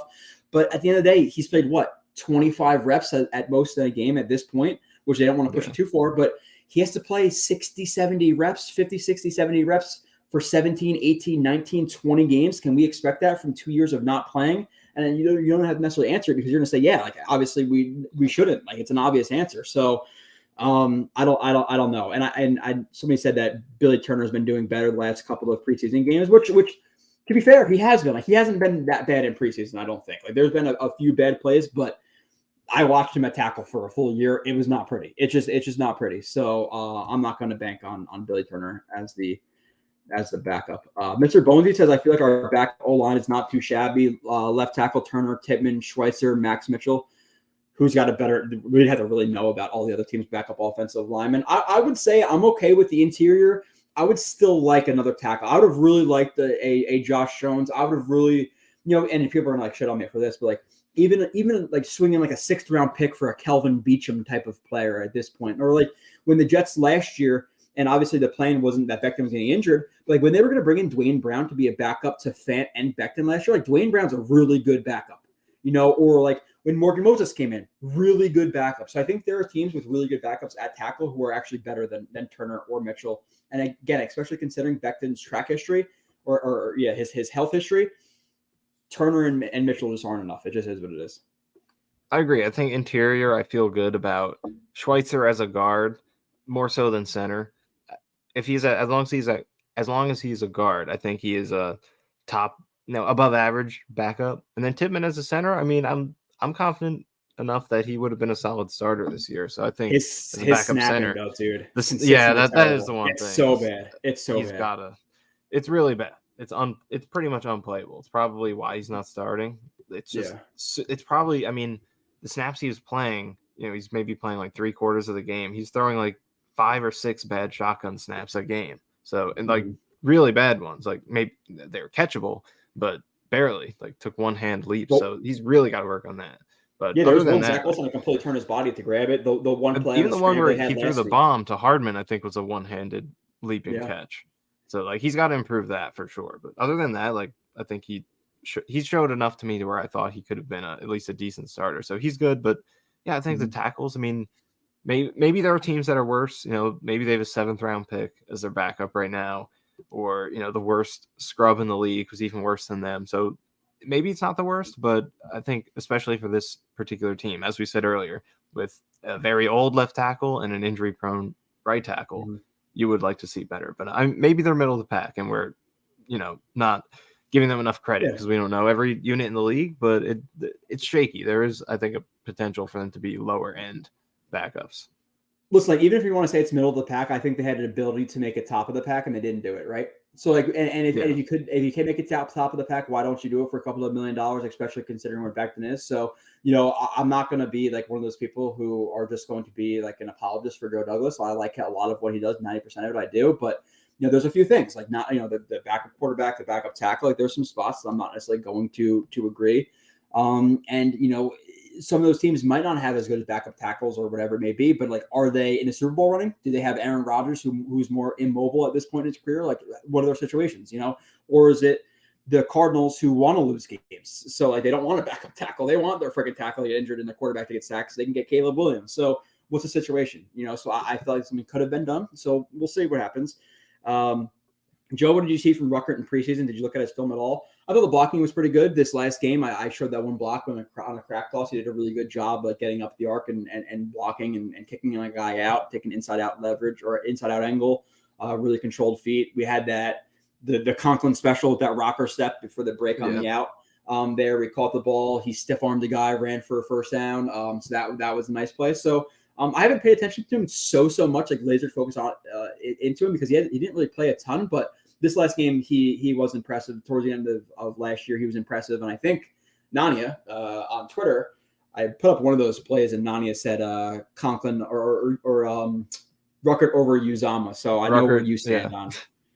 Yeah. So I know where you stand on. So do you think that when do you think that happens? Do you think that's early on? Yeah. I don't think to start out we've seen enough to think that it's something the team's really considering, but I do truly believe as the season goes on, they're going to see that Ruckert is a better option, more useful option than Uzama, because like maybe I'm more down on him than most, but I didn't like how Uzama played last year. I thought his blocking was really underwhelming. And as a receiver, he didn't get targeted a lot, but that's just who he is. He's not a winner on routes, so he's not going to create a lot of targets. He's more of a guy where, let's throw him a screen, let's get him, scheme him open on a crosser or something like that, and use his size and his yak. But he's never going to be a big volume guy, and I don't know if he's a great red zone guy either, because he doesn't have the most amazing hands. So No. Ruckert, though, I think has already shown to me that he can be a better blocker than Uzama, and I think there's more potential with him as a pass catcher as well in terms of just the overall smoothness to his game. So yeah, he's like a plus athlete. Yeah, exactly. So I mean, what do you think? Do you think there could be a point in the season where Ruckert overtakes Uzama for that second spot? Yeah, I think he's, like you said, he's more athletic. I think he's a better blocker. I think he can catch balls outside of his frame. I think the only thing that Uzama has over him is, okay, maybe he gets some yak, but like Uzama's like, and I love what he is for the locker room. I think locker room, like me versus Kyle, I think locker room means more than Kyle does in just like generic type of terms, but I think it's really important. So Uzama's clearly a guy that people like, and all these Broadway plays and all this stuff and whatever. But he's like the most like generic tight end too ever, right? Like he's just tight end too. Like I don't know. He doesn't really do much well. He doesn't really do so much bad, but his blocking has been worse than I expected it to be coming from the Bengals. So yeah, I think Ruckert has plus upside where he could be a legitimately good starting tight end, where I think Uzama is what he is, and he is, older at this point. So I think Ruckert is going to be the better player this year. Now, right off the jump, I don't know. Does he have to prove it to the Jets? I'm not sure, but we'll see. Conklin will be an X factor for our offense. Gold zone from Johnny Jimenez, I believe it is. Yeah, Conklin. I've been on the Conklin train again. I think he's much better than people realize. He's a better route runner than people realize. I don't think he's like a go up and get a tight end, but like consistent move the chain tight end from 20 to 20. A guy who, if he's lined up with a linebacker, let's say like isolated in the back of like a 3-by-1 and they're in man coverage, like him versus any or most linebackers, I'm going to trust him to win a one-on-one route. So I think Conklin's going to be a guy. And again, last year he was like 9th or 10th in receiving yards. I think he's going to be a guy who's in that like 600 to 700 yards range, 50, 60 catches, 6-7 touchdowns. And people are going to be talking about Conklin in a much different way than they are this year. I think he's going to be like, people are going to view him as like a legitimately good starting tight end.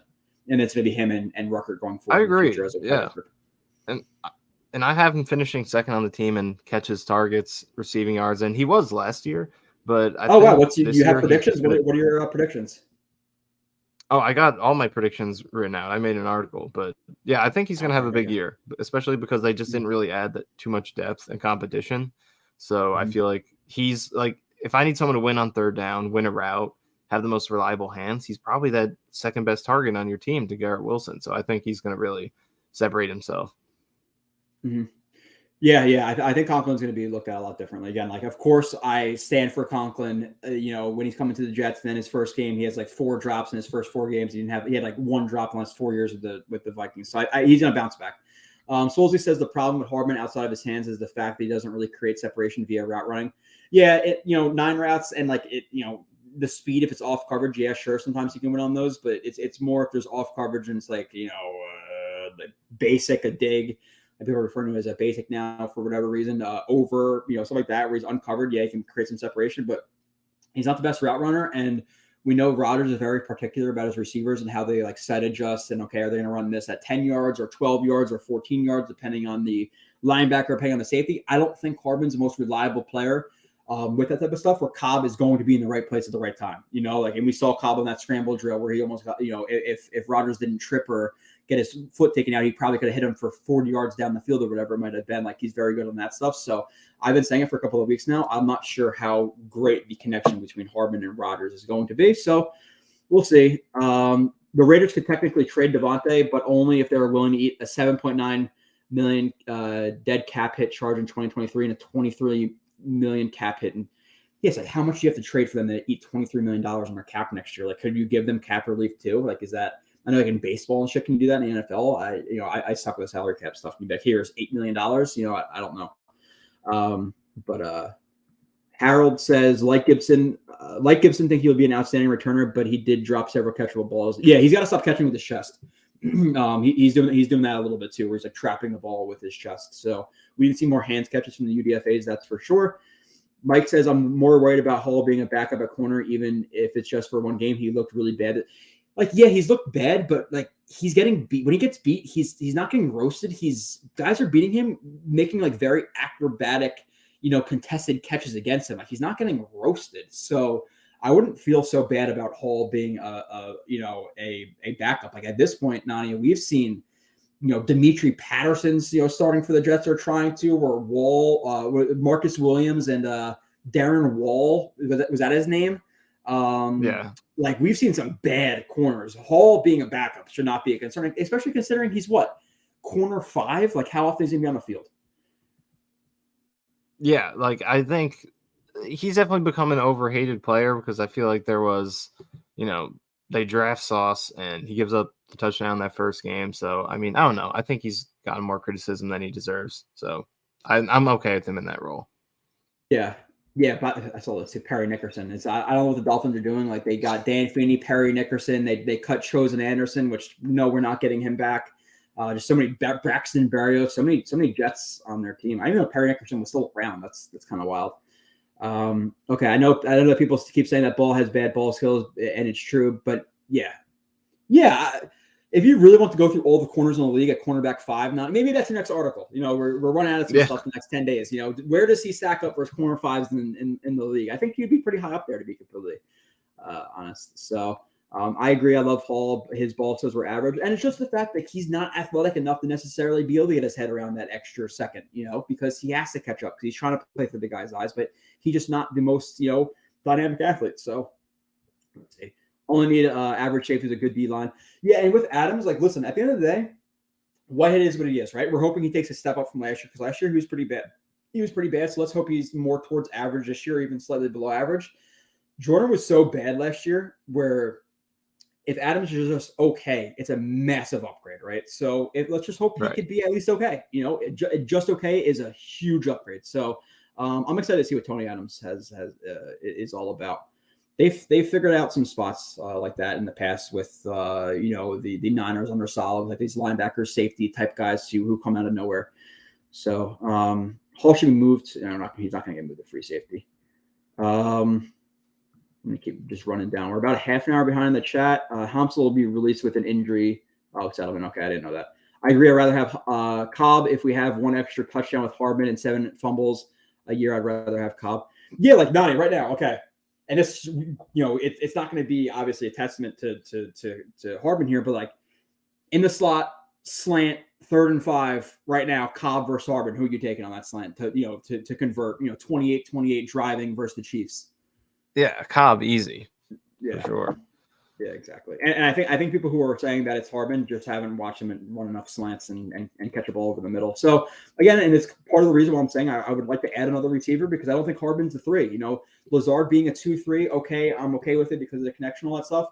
It's really Hardman Cobb being one spot too high. That's really bothering me at this point. And I get it. Yeah, we're gonna use the pony sets everybody's talking about now with Cook, with Brees. We're going to use a lot of Conklin. We're going to use Rucker. At the end of the day, 11 personnel is the most popular, positional, group that goes out there for every single team in the NFL. And it's going to be for the Jets this year. And I don't want it to be Hardman or Cobb starting, right? Like that, at the end of the day, that's what it is. So, sugarcoat however you want. Corey Davis to me is a big loss, right? So, I don't know. Hardman has 3 muffs on 60 punt returns. That's a lot, right? Like considering 62. I don't know what they. I don't know the exact rate that does. I would assume that's a little bit higher than average because like he hasn't even done it super consistently throughout his career. Like 62, that's probably 2 seasons worth, right? Yeah. So I'd say it's decently high. But the way you put that is a really good way to put it because I don't think people realize like even if you do 30 running backs, your tight ends a lot, or use a lot of 12 or 21 personnel. A lot is just a relative term in the NFL today for those packages. Everyone is using 11 the most, no matter who you are, except for there might be a couple teams like the Ravens who like are super like very extremely heavy on 12 or whatever, but I don't think the Jets will be that team.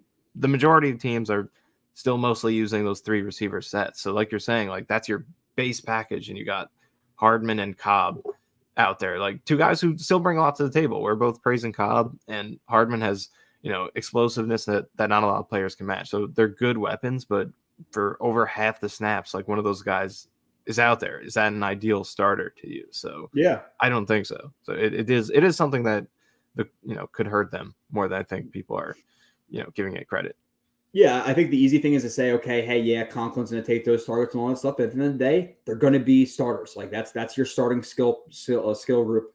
And I don't think they deserve to be starters at this point. So it is what it is. Rivka says that Gibson had 2 muffs on 35 punt returns in college, and Hardman has 3 in 62. So Hardman, I guess, has a lower muff rate. So, I think in a big spot, like she said, and like I said before, it may be, Cobb in big situations. Like let's say, hey, they're punting from their 20. Okay, and you're gonna field it, at your 30-yard line. Okay, Gibson, go out there.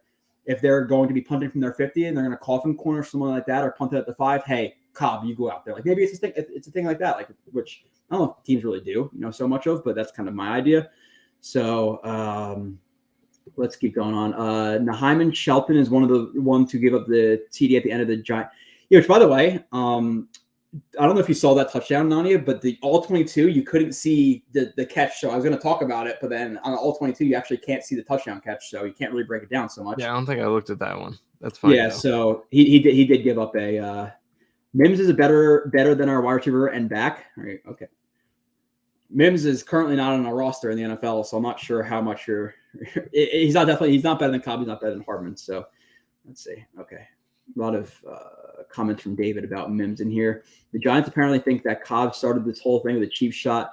Listen, should you be doing that in the preseason? No. Do I still like it? Is it still football? Yes. Like I love shots like that, and like I think the rule is something like work back to the line of scrimmage like that. So if he were to just run lateral and like get in front of him and shield him off, it would have been okay. But working back to the line of scrimmage to blindside block a guy like that, like, do I think it should be allowed? Is it football? Should you keep your head on a swivel? 100%, because I've been laid out just like that in high school. So you got to keep your head on a swivel.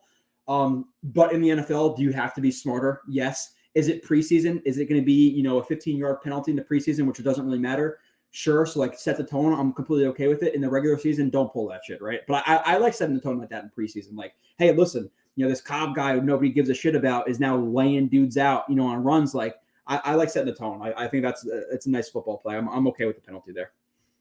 Yeah, I didn't have a problem with it. And obviously, like you said, like you don't want to do it in the regular season when it matters. But I mean, it was preseason, and it's always such a bang thing too. Like it's not like a deliberate decision, So yeah, I don't mind it.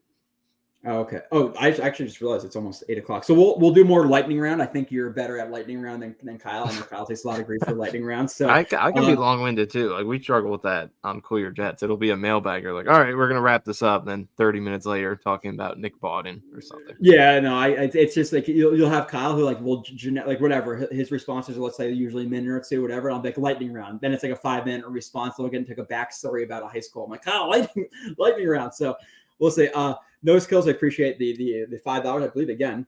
Do you think Hard Knocks production crew forced them to prepare the Carcucci board? I'm gonna say no. I feel like, well, they obviously requested like, can we go to to whoever's house it was or whatever. I don't think they did. I feel like that's something they would do. I think it's probably they knew, the defensive linemen knew that they were going to be coming over. Obviously, they heard about the whole Carcucci maybe thing, way. so they think it'd be funny to bring the Carcucci board.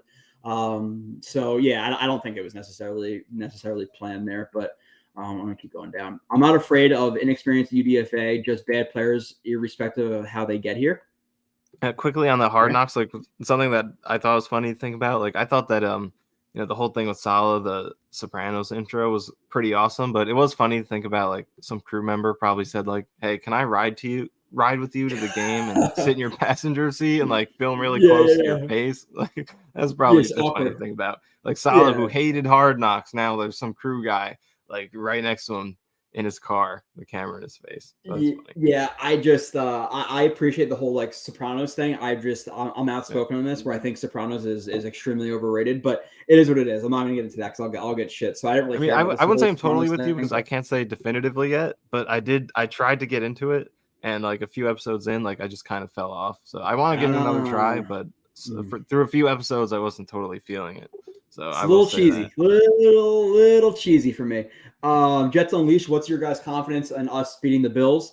I think it's hard to be like confident we're gonna beat the Bills, right? Because like I don't know if it's because of like past scarring where you just see a good team on the schedule and like you're afraid. And I know like the proper thing to say is like, we're the dragon, we're gonna slay them, all this shit. But like I think the Jets fan in me just makes me nervous. So I realistically, I think it's like I think we should be favored in that game. I think we have the actual better roster than the Bills, but we're a newer team. They've been together with the same coaches for quite a few. Actually, well, no, they actually changed their DC now this year, right? So that might take a little bit of adjusting for them. So I'm relatively confident. I'm not going to say I'm overly confident, but I would say, I think there's like a 60% chance we win, right? Like I think that's fair. And last year, again, we talked about it before, like we beat them with Zach Wilson. So should we be able to do it again this year, especially considering that, their defensive line is deep, but ours is deeper and they're missing their best edge rusher. And I know Floyd is he's not necessarily a scrub or anything like that. He's still a good player, but I'm much less concerned about their rush without Von Miller So, I think we should beat the Bills. Now I'm not going to say I'm overly confident though, because they're still a good team, right? So. Yeah, I would say I'm maybe a little lower than you in terms of the percentage. I'm 50-50 on it, but Von being out definitely was a needle mover for me. I mean, especially like what we talk about is the biggest concern with this team is the O-line, and then now the greatest threat to that in this game is out of the picture. So I think that's a huge game changer. He had the strip sack last year in the first game, which the Jets still won. So I think him being out when Von went out last year, the Bills' pass rush went way down, went from a solid, well above average pass rush to well below average. Mm-hmm. So I think it'll be interesting. And they got Leonard Floyd, a good pickup to help them survive that loss. And it's a deep, well-rounded D-line, but without him, it's a massive game changer. So, but still, you have to respect the Bills. To overlook them would be foolish. Like, it's a team that's proven a lot. So the Jets still haven't proven it yet. So I would say 50-50, though. And realistically, it's probably more 50-50, right? So this is just an interesting comment. She actually responded to somebody else, but in terms of the targets, because it's that people are kind of what we're talking about now because of our whole discussion about receivers and stuff. Top 5, how do you see it? Not necessarily actual percentage, but how do you see it going in terms of target share for the Jets offense this year, 1 through 5? So what I had in my prediction was obviously Wilson number 1, then I have Conklin number 2. I had Breece Hall number 3, then Lazard 4, and I believe Cobb 5th. I think that was the top 5 that I had. I mean, what do you think of that? For receiving targets? Yeah. For target, yeah, obviously receiving target. I would say obviously it's Wilson. He's gonna have like 4,000 targets this year, right? And then I would agree Conklin. 3, you think it was gonna be Breece? Because a lot of running back checkdowns and stuff like that. But I think it's gonna be a little bit heavier of a rotation there. Like they're gonna put Cook there sometimes, Izzy there sometimes. So I would probably say Lazard 3, and then Breece 4, and then Cobb 5. I would say. So that's the only thing I would flip would be Breece to 4 and Lazard up 1 that's spot. fair. And like it just comes down to like how Hall progresses in terms of is he immediately going to be right back to leading the pack, or is he going to take his time? Because I was going off of what the Packers did, and Aaron Jones was their number 2 target in terms of just pure targets throughout those 3 years with Hackett.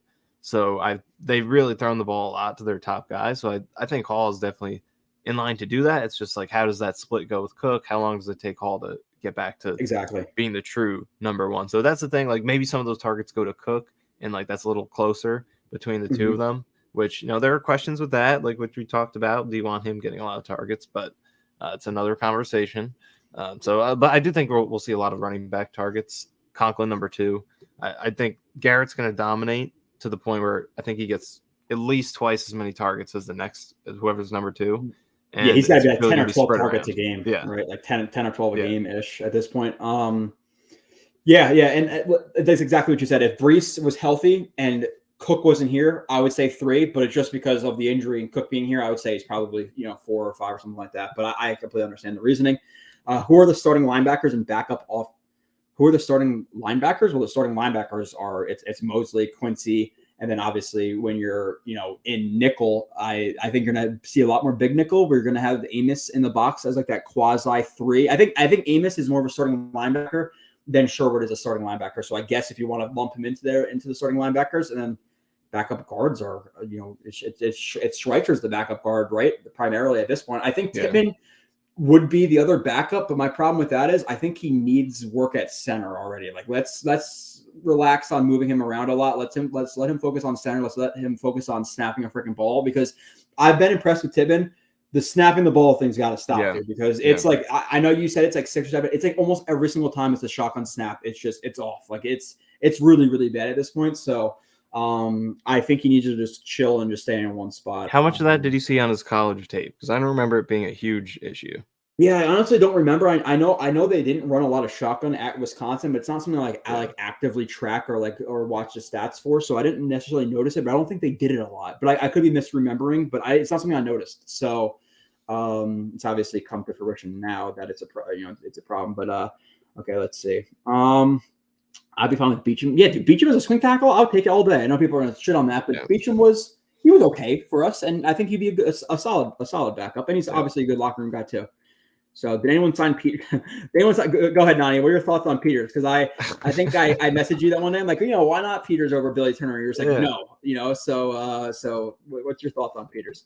I'll pass on that. I think people are just biting on the name. He was pretty bad last year for the Cowboys. I watched a little bit of his tape, and I was like, this guy, he can't move anymore. So if he wants to coach, assistant O-line coach, we'll take him. But will anyone drink Fireman Ed's beer? I think so. If Fireman Ed's promoting it, I believe I'm getting sent a beer or a case of it or a 6-pack or something. I think that's what I've been informed. So we'll see. I'll try it live on air. I'll be an honest critic about it. If it sucks, it sucks. If it's good, it's good.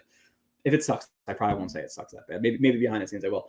Jets Unleashed says, can you guys see if Lakin struggles early? Do you put Tippmann out there to see? The thing is, like, Tippmann to me at his guard when he played guard in preseason, I wasn't impressed. I think it was only it was game 3, right, against the Bucs where he played some guard. Yeah. He was on the ground a lot at guard. I didn't really like what I saw from him there.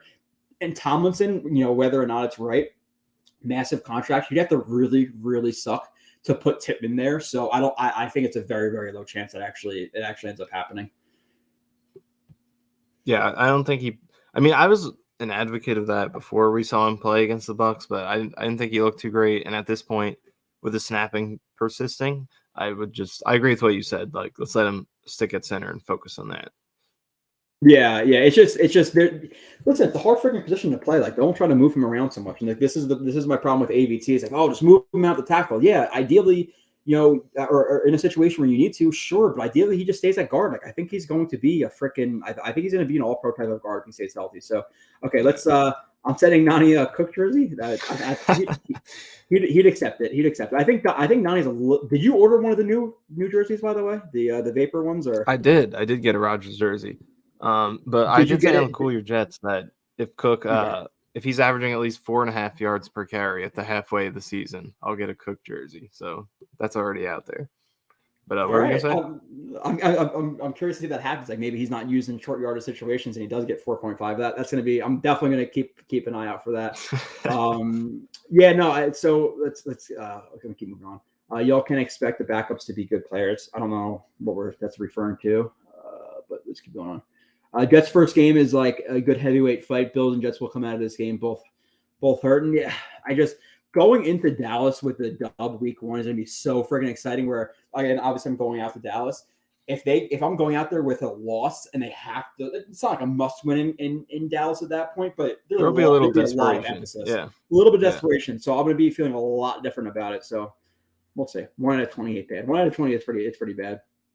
Joe, thanks for shutting down that Mims nonsense. You have some interesting people in the chat. Listen, like Mims got food poisoning like 2 years ago, and we're still blaming it for why he didn't make the team like this year. It's because he had food poisoning from salmon, last August. He's still struggling. I just don't understand how we're going to defend this guy so much. Kyle has great antidotes. I approve his prolonged lightning rounds. Will we use 21 or 12 personnel more? It's like you talked about some of the staff before. People like, oh, like this is the heaviest 13 personnel team in the league, and it's like 9%. It's like, wow, Yeah. like 11 personnel is going to dominate now. Yeah. In terms It'll of definitely be 21 or 12. Like even 12, if you use 21 the most, like that's what you're just Yeah. talking about. Like using that like Nick Bawden will play like 5 to 10 snaps, and he's one of the most used fullbacks. So, and then there is, that does include like those Brees Cook packages, but even that I don't think you'll see like a ton of. Like even if they do it more than most teams, it still means they're only doing it 2 or 3 times a game. So definitely more 12. But in terms of which do they rank higher at, I would say maybe that 21. There's a chance they're on the higher end because of those Brees Cook packages and the fact that they have a fullback, and a lot of teams just don't have a fullback. So yeah. Yeah, and I'm not the biggest stats guy with like personnel, but I feel like 12 personnel, like you could look at that for some teams and it'll be like 25 to 30%.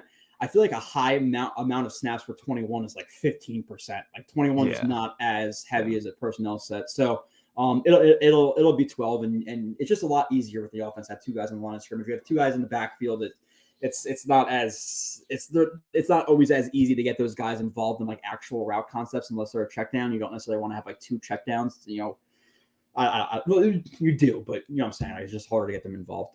So let's go to, we'll do this really, really quick again, lightning round type stuff. Jets, Giants, what was it? 32 to 24. We'll just do overall. Actually, I kind of do like 3 studs, 3 duds. So if you had to give like 3 studs or like 3 position groups or 3 guys who really stood out this game, not in any specific order, again, more lightning round type of stuff, but who really impressed you from this Giants game? Well, I mean, what comes to mind first is obviously just the Rodgers-Wilson duo. To start out, I think it would be, I'll group them together. I would say that stands out first. In addition to that, I think, one guy who, I mean, it's not totally relevant at this point, but I think Peta, whatever his last name is, he really stood out. Yeah, he played a great game. In terms of that game, stood out among the most. And then Gibson, I think, has to be on there. Just every single catch, it felt like he was making a guy miss, getting more yak than he should. I think I'm not sure what his odds were before that. Maybe the team liked him enough already, but if there was any doubt, I think that performance erased it in terms of making the team. Yeah. Hector had 2 sacks. I think you had JJ who had a sack. You had Huff who had a sack. You had Tuo Mopetu who had a sack. I think Q. I don't know exactly what was the stat. It was like 3 pressures on like 5 rushes or something like that, and one of them something was like that. But still, he played well. Garrett Wilson, dude, like that. As good of a throw and like a check was to Rodgers because it looked like a run that he just checked out of with just Wilson, and then he threw it. He threw it to him on the fade, which good ball by Rodgers, but amazing catch by Garrett Wilson there, right? Yeah. Like to come back to the ball late to rip the ball away from the DB, so he couldn't play through the hands and deflect it was obviously a really good play from him there. Gibson 7 receptions, 79 yards was a really good game. Dude, Tim Boyle a good game. Alex Erickson good game. Rodgers came in Eccles had a pick 6. I forgot about that. Eccles had a pick 6. Ruckert flashed in blocking and route running. Becton was healthy. Didn't look out of place. A lot of like play action stuff. So Zach Wilson, give credit to him again too. Like a lot of people just see the stat lines like, 11 for 18, 107. And one of the big complaints against Zach Wilson this preseason has been, when he gets to the red zone, they're not scoring. The one time they got to the red zone, they ran 2 running back screens and an end around to Irvin Charles. It's like, what was he supposed to do there? So Zach Wilson, give credit to him as well. In this game, other positives, I guess Brownlee didn't really do so much overall. And then good from the defense, I wrote down Barnes. He flashed a little bit. Surratt had a few plays. Davis had a few plays. Eccles had a few plays. Is there anything else positive from the game that you think stands out that I didn't mention? I mean, I think you hit it for the most part. But another thing I want to mention is I think the special teams has been really solid throughout all of the preseason. And that's something you can feel a little more – I feel like it translates more than some other aspects of the team because a lot of those guys who are playing on special teams in the preseason will be playing in the regular season. And obviously the core kicker, punter, long snapper, they're out there. So the fact that the special teams, like they got some big returns, they didn't give up a whole lot in terms of the returns. Zerline was very consistent. Morstead was good. So the overall special teams is really looking solid going into the regular season. Who do you think really hurt themselves in this game? Like the guys who maybe either played themselves off the roster or just in general just did not impress? I would put Kuntz on there. I feel like he continued with his blocking this game, kind of struggled a little bit. He had some losses. Yeah. So, again, on special teams, didn't really show much. So, it was his last chance to show something. I don't think he showed much. Knight, kind of the same thing. Not that this wasn't as bad as the previous games, but we just didn't see that elusiveness. And obviously, he's not on the team at this point, so obviously it was a negative for him. But this was his last chance to show something, and we didn't get those signs of what he was showing last year that made him promising. So I'd put him on there. Those are two guys that come to mind. Yeah, Knight, I would say his vision, his like yards after contact weren't good in this game. Tomlinson, like that one, I think it was the deep ball to Harbin where he let up a pressure, right? Like he was the guy who let up the pressure right in Zach Wilson's face there. And I don't know if it's just like me being like an asshole, but you see him give up those pressures, and like after the game, they're asking him how good this offensive line is, and he's like smirking. He's like, "Yeah, we could be one of the best in the league." It's like, "Yeah, well, can you stop letting up our quarterback getting hit and stuff like that? Like, can you actually play well? Like, you're getting $16 million a year, and you're still kind of sucking." And I get like this, he's been better in this preseason, but still, like I'm still not blown away by him. So there, Bryce Hall had a penalty. He had a missed tackle. He had that one near catch. He had that one ball on him. So overall, not a good game for Bryce Hall, but still, I think he's better than people realize. Travis Dye hasn't done anything. Harbin had the drop. Tippmann overall, like good game, but the snaps really drove me crazy. So I put him in the negative. But past that, I don't think there's really much of anything, but good shout out to the special teams. Not anything else you want to, we're 10 minutes past what I said we would do. So anything else you want to throw out there before we end? I mean, I'm just looking forward to coming on here every other week throughout the season. This is always fun to do. It's like the time goes by so quickly. But I can't wait to be there in week one. It's going to be so exciting. This is now the third consecutive Jets season opener that I've been to. I was at the Panthers game in 21, and the home opener following that, and the Ravens game last year, and then now this one. So I thought I was hyped for those games, and now this, in comparison to that, those games just seem like they seem like preseason games in comparison to this.